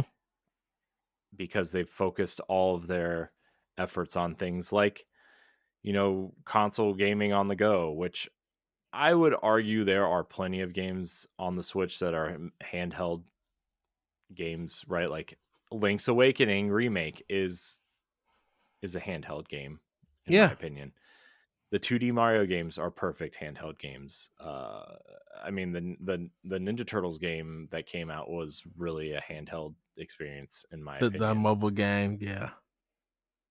Yeah, the Pokemon games, I think probably could go either way. Any of the JRPGs that came out, I don't know, Bravely Default 2 seems like a pretty handheld game. Octopath Traveler 1 and 2, Triangle Strategy, like, and I know those are Square games, but like seems pretty the Fire Emblem Engage is a straight up just the 3D version of the classic Fire Emblem games. That's Yep. pretty handheld gamey. So I don't know. Mario and Rabbids Kingdom Battle is pretty clearly a handheld game, in my opinion. Metroid Dread, a 2D Metroid game, is pretty handheld, in my opinion. So I don't really know what people are kind of complaining about. I think it's just people complaining for the sake of complaining. But there's plenty of things on the Switch that I mean, I still point to Link's Awakening and maybe Mario Wonder as like these are handheld Nintendo games Mm-hmm. that Yeah. people maybe miss on from the 3DS and DS games, but still, man, Link's Awakening is such a masterpiece. I need to finish that game. I'm So on the good. I'm on the last dungeon. Oh, Corey, you gotta And I finish just it. stopped playing. I know. Yeah. I know. I know. Listen, once I get through this Destiny Gauntlet the next couple weeks, I'm gonna really sit down and buckle down and play some games. So Yes. I just have to get through the Destiny Gauntlet here because um, it's Yeah. the final shape, right? So yeah. Well, should we get into Pack Is Watch? it? Yeah, Pack Watch. Ed, there are 2 games coming out this week for the Nintendo Switch. Are you ready? Yes, I am. Star Wars Hunters, that free to play multiplayer game, is finally coming out. It was announced in 2021, and it's been on the coming soon list for Nintendo Switch for 2.5 years. It's finally coming out on June 4th, which I watched a trailer of it. I'm like, this took that long from announcement to I don't get it. Anyways, team up and prepare for battle. Star Wars Hunters is a team-based arena shooter game where 2 teams go head-to-head in an exciting online multiplayer game. Fight against opponents on adventurous battlefields that evoke iconic Star Wars locales such as Hoth, Endor, and the second Death Star. Not the first Death Star, the second one. Oh, Oh, brother. and then the second game, coming out, which looks really dumb, but my kids This are into is the so Smurfs, bottom of the and barrel. my daughter was like really into this trailer. Uh, Smurfs Village Party. In adventure mode, dive into a thrilling journey filled with quests, meet over 100 iconic Smurfs, and explore 10 different regions, from the Smurf Village to Gargamel's territory. There's no other thing. Uh, so those are the games you can look forward to on your Nintendo Switch this week. Maybe. Look, guess what, guys? Paper Mario and the Thousand Year Door came out last week. yes. Go play that. Yeah. What? Wait, what? What happened here? Who's? Oh, Should we get us a there question goes. block? Yeah. Sorry, I was opening Discord and I got mentioned, and it's very rare that I get mentioned because I don't want to talk to people. I do want to talk to you. Just you know, just text me or something. I have all my notifications turned off because I have so many. Question block. Yeah, you can join our Discord and look for the question thread. Just an FYI to everybody, I'm going to try to adjust the podcasts channel or category, I guess, in Discord to kind of funnel because we get so many questions for all the shows now again that like I don't want to mix up the Pow Block questions with like I don't know, say the After Dark questions and Read that not question that I on. couldn't tell which ones are for which, but like, you know, sometimes we ask for question because Pow Block's recording schedule is so all over the place that like, you know, if we happen to record on a Thursday and I ask for questions for all three shows on a Tuesday, right? Which maybe isn't smart on my end anyway, but like, you know, I don't want people to try to guess which show they're asking a question for. So I'm going to try to organize that better. But speaking of questions, we have two. Well, we really only have one here. Lasby writes and he says, "I want to hear everyone's take about Stephanie's banter on the Zelda Lego set." I don't, I don't know if I read it. I'm gonna be honest. I have been extremely busy this week. I usually try to read most of the banters just because, uh, especially now because we're prepping for a minor revamp of the Boss Rush podcast to include banters as topics in the show, which we've done it before, but we're going to make it like a major part of the show now. Um, and so I try to read them to try to get a feel for like how the conversations are going to go. But I have not read Stephanie's yet. I haven't read it. Uh, I will admit that. I Stephanie, by the time you listen to this, I will read it. I promise. Same. Uh, do, do, do. All I know Okay, is so that it's too it looks like expensive at $2.99.99. That's it. it seems to be about the price of the product. So I mean we kind of touched on that. Sorry, I'm reading it real quick here. It's not super long. It's about the price of the product and she kind of breaks down like the average price per piece in the Lego sets and uh brickbucks.net is a kind of like a calculator price of Lego pieces, which it seems that each like if you broke it down to price per piece, the Deku tree set is approximately 12 cents per piece. Uh, Ah. so yeah, I mean, I know it's it's just the shock value of the high price point, right? Where like, you know, you look at Game Pass, for example, and I know it's not the same thing, right? But like you look at Game Pass, for example, or you know, I'll use PlayStation Plus is actually a better example because even Game Pass's pricing structure is all messed up right now because nobody Yeah. knows what they're paying for. Gosh, it's so PlayStation, right? PlayStation Plus, $60 a year, right? $60 a year, Yes. Yep. $70 a year, $70 Yeah, a they year. went up $10. The Yeah. the extra or the essential tier $70, right? The extra tier is like 145 or something to that extent a year.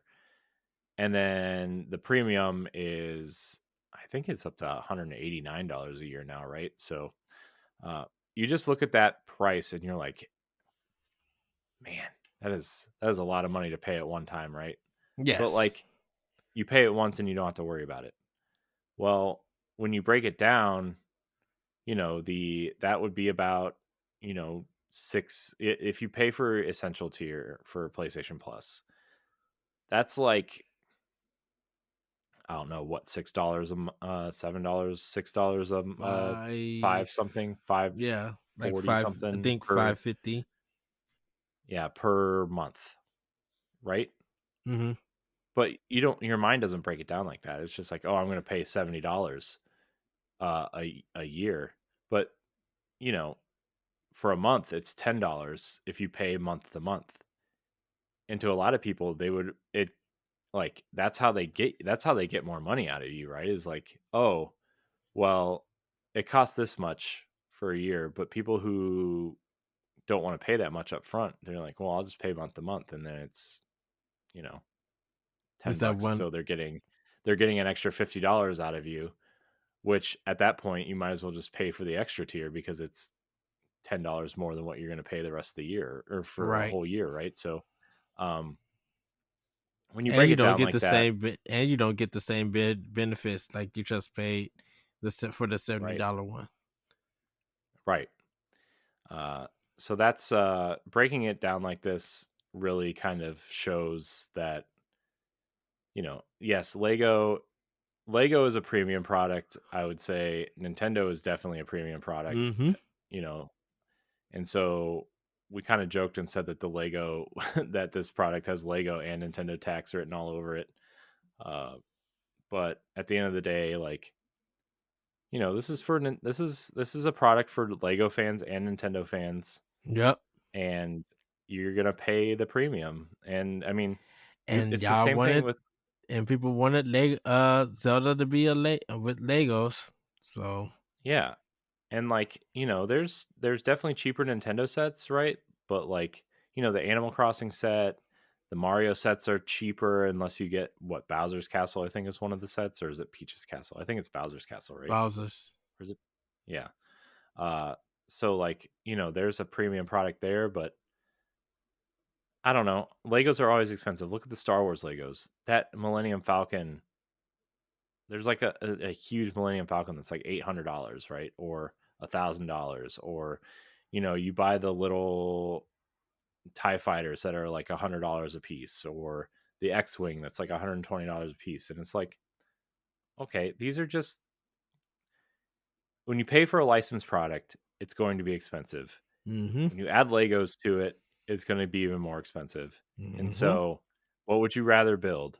Would you rather build, the Deku tree from Zelda, or would you rather build generic castle A over here? It's just, The one with the bass price. yeah. So I don't know. I just feel like I don't think the pricing is a big deal for this.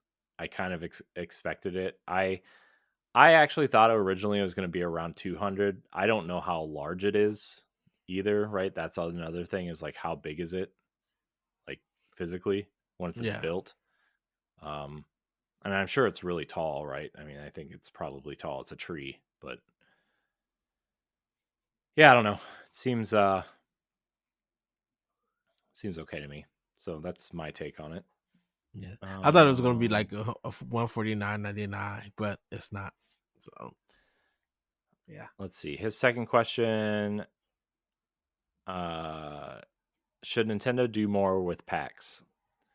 Well, if you talk to a lot of the developers that were at PAX this year, Nintendo was supposed to be there in a Mm-hmm. major way with the Switch 2 and games for that. So I would say, depending on when the next console comes out, I think Yeah. Nintendo's going to have a huge presence at PAX next year. Yeah. Uh, Nintendo picks it. And I think once they get like they're getting ready to talk about their new product, they want to do that on their own time, and do it in their mhm, own way. So I think you will see a Nintendo back at PAX, but you probably won't see them for about 2 years from now, probably. Like mhm. once their successor gets rolling, they'll probably come back and start showing you new games, games that you miss, or games that you're seeing for the first time. I think they'll have a big setup that way. So yeah. Mhm. Yeah. Yeah, I think Nintendo will be there. They were not this last time, but the two times before, Nintendo had a huge presence at PAX. So, I mean, Yes. that's where I played Dead Cells for the first time. Like they revealed Dead Cells in the Nintendo booth that year.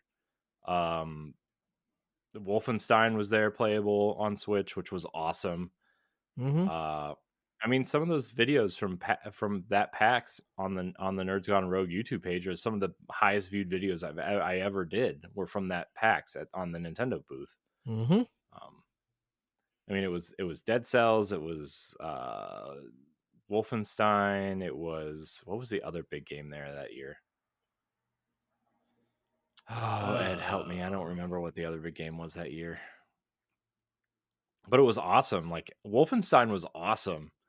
I still think the Switch version of Wolfenstein is awesome. Wolfenstein 2. Yeah.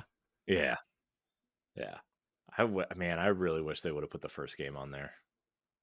Shoot, I And I just know like it's like, couple of months ago, I just ran through Wolfenstein 2 on Xbox. I'm like, yeah, game is still good. yeah, I think I'm gonna play those games again. I would really like to play those again. Doom, not so much. Like I like Doom. It's fine. I mean, it's a great game, but like Hmm. I would rather play Wolfenstein. I think. I think Gosh, Doom. Wolfenstein. The opening of Wolfenstein 2 is so violent. Yeah, I think Doom is better than Doom Eternal because that's me. But like Wolfenstein 2 is just, yeah, the intro is violent, but man, all those levels feel just fun.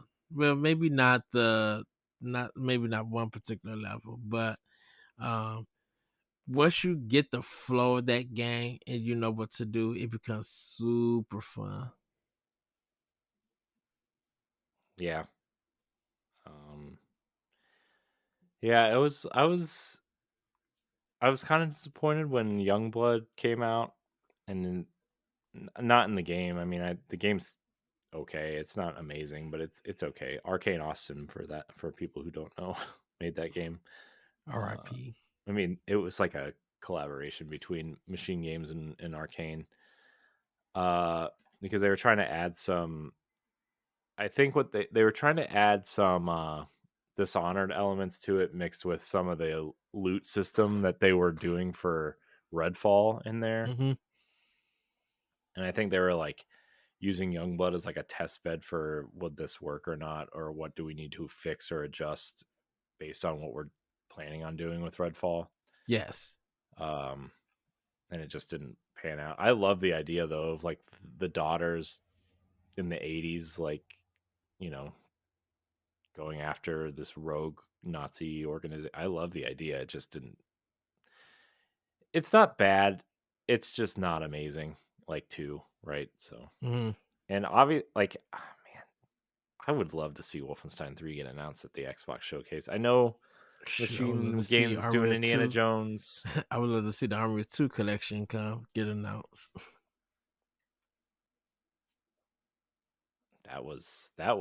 That's not where that I expected a left turn from you, but that was not the left turn I expected.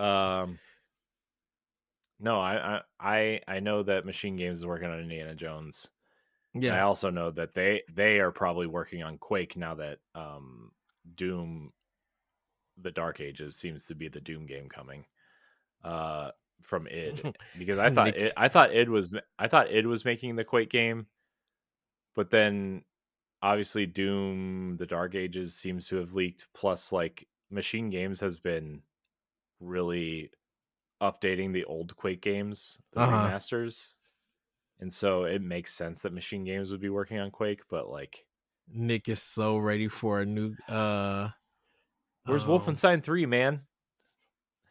Pete that's Hines probably said to expect the third one like 3 years ago. yeah, that's probably coming uh soon. But Quake, yeah, Nick Man, from Beyond WASD, he was talking about it. He's just like, it's time for a new Quake game. I was just I like, mean, it's yeah, coming. Yeah, yes, Quake's definitely coming, especially because like Microsoft wants those multiplayer games on Game Pass very clearly, right? I mean, Quake will be some arena shooter with huge multiplayer. yeah, Uh, I mean, Call of Duty is going to be there. Overwatch is already out. Like, that's something people, I think, don't give Microsoft enough credit for. Is like, they are masters of putting out smaller experiences mm-hmm, and games as a service, right? yes, the The problem is they just can't get single player experiences or like games with campaigns in them out. Like, I mean, that's their problem. They're fine. I mean, especially now that they have Activision and Blizzard and Bethesda now, right? I mean, like, let's see, their games as a service, they have Sea of Thieves, they have Halo Infinite, they have Forza Motorsport, Overwatch, um, they have Forza Elder Scrolls Horizon. Online. I just said Forza, man. Pay You said attention. Motorsport. You didn't say I said Horizon. Forza Horizon and Forza Motorsport. Oh, I heard Motorsport. I'm gonna slap you. Yeah. Maybe I didn't. I don't know. It's 2 o'clock in the morning. I'm exhausted. They have Call of Duty. They Mm-hmm. have Yeah. Fallout 76 seems to be in a great place. They have Minecraft. Halo Infinite They got have. I Halo just said Infinite. Halo Infinite. It was the second game I said. No, I'm talking about the DLC, the new one that's coming out. I mean, it's just the new season, but that's what a game as a service is. And Yeah. I'm adding this to the very long list of reasons why I want to punch you in the face right now. Until something shows Fist up, closed. until something shows up at the Uh, house. it better be one of the collector's editions I'm missing. And then what? Does it reduce the and then list? and then a second one right behind it. um, Gosh, now I lost. Oh, games as a service. Yeah. So Yeah. I think I know everybody wants single player games, but like at the end of the day, these companies want to make money, and it just seems like, honestly, it seems like Nintendo is really the ones that are making the experiences people want consistently, right? I mean, I know Sony has had, or I know PlayStation has had a lot of great single player exclusives, but not from first party. I mean, Rise of the Ronin is not first party, is not Sony internal. Stellar Blade's not Sony internal. Helldivers is not Sony internal. Final Fantasy VII is not Sony internal. What was the last exclusive they put out? Spider Man? Was that is Spider that the Man. last exclusive they put out Spider internally? Man 2 was the last one. And then Returnal, Ghost of Dark Tsushima. Soul, or Demon Well, Souls Ghost of Remastered. Tsushima, like the PC stuff, I don't count actually. No, I don't. No, I don't count that either. God of War, Ragnarok, I guess. Like, I'm trying to think of PS5 games though. I know people Like want to yell at me and say God of War Ragnarok was on PS5, but that's a PS4 game, everybody. So is Horizon Forbidden Horizon. West, by the way. Yeah, I would say Amazing. Spider-Man Gotta say 3 though, or Spider-Man 2. Horizon Forbidden West is the best looking PS4 game I've ever seen, and it looks even better on PS5. I mean, I know it was like developed for both, but like the I, Decima engine is like the closest. Like, oh my gosh, Horizon is like, you want it's to say Hellblade is the best looking game you've ever seen. Horizon might be 1B, right? I mean, Horizon it's 2. it's crazy what Guerrilla Games could do with that engine, but it's even crazier what Kojima could do with that engine. Oh, I know. Yeah, Death Stranding is amazing looking too. Um, those are two games. That's a game I still need to play. Actually, is Death Stranding. I bought the director's cut when it was on sale Yeah, like a year ago, and I just never played it. I got mine's from Costco. I think like for $20, like really cheap. Yeah, the first thing I did on PlayStation was buy buy some of the games that were on sale, the director's cuts, and then I turned around and downloaded Kingdom Hearts. So you tell me what happened, what went wrong there. Oh man, what was the question?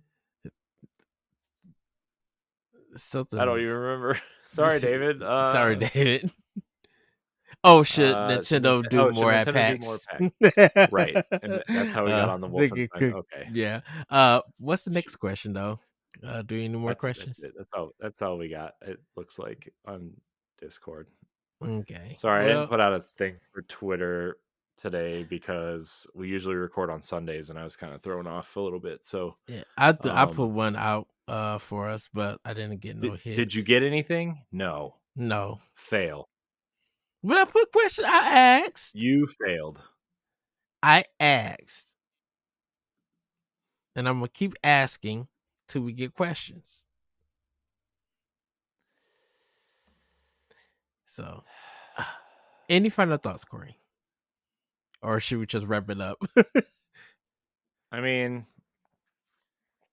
summer games, not E3 is soon. I mean, it starts next weekend, right? So, Well, I said Summer Direct started last week with Marvelous and the State of Play, and then this week the State of Play, really, it started with that. You're gonna I'm allow that just to gonna stick. at this point in time they started off, and I'm just gonna be like, you know what, the Summer Direct has started. Everybody started doing their predictions for the show, regardless of how that show turned out. The summer direct has started. We got Microsoft next, and then Nintendo later, and all the first party stuff will be out. I mean, we got Summer Game Fest, Wholesome Games, PC Gaming Show. I think Ubisoft Forward is doing something. I don't know if they announced Yeah, anything.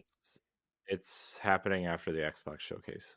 Okay, so I mean, the Call of Duty Direct, like I Summer Direct has started. So, and then I think there's probably still going to be some more directs and Devolver Digital and stuff like that. So, yeah. Man, dude, this Okay. Resident Evil thing is like really messing with my mind. It looks so bad though. The cover looks awful. I know. It looks like some kind of weird, like, I don't know who's that even supposed to be? Is that supposed to be Leon. Leon? Like, Mm-hmm.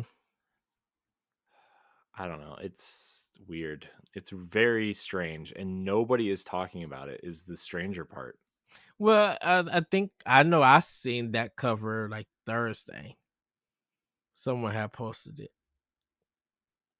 But I thought it was like something Photoshop or something somebody made, like from AI or something. Yeah, I mean that's what it looks like. Honestly, it looks really bad. I wonder if that's just a placeholder thing. I don't know. Probably. Anyways, Ed, help me. Well, everybody, I really don't have no final thoughts besides everybody have a great Pride this month. Everybody enjoy the Summer Direct. Let's get out there, play some great games, celebrate, Um, and yeah, and can't wait to see what Nintendo has for this Nintendo Direct. Um, let us know your predictions. Hit us up on at Pow Block Podcast on Twitter and on our Discord. We would definitely love to hear what you guys think they could show. With that, everybody, have a great week, have a great weekend, and we'll see you next time on Nintendo Pow Block. Bye, everybody. Woohoo! If you want to see how you can become a Patreon producer, head on over to patreon.com/BossRushNetwork. The Patreon producers for this month are Adriel Munger, Austin Campbell, Celeste Roberts, Christian S., Sana Dirrig, Francisco Santillan, Matthew Keel, and Todd Oxtra. Thanks for your continued support of the Boss Rush Network.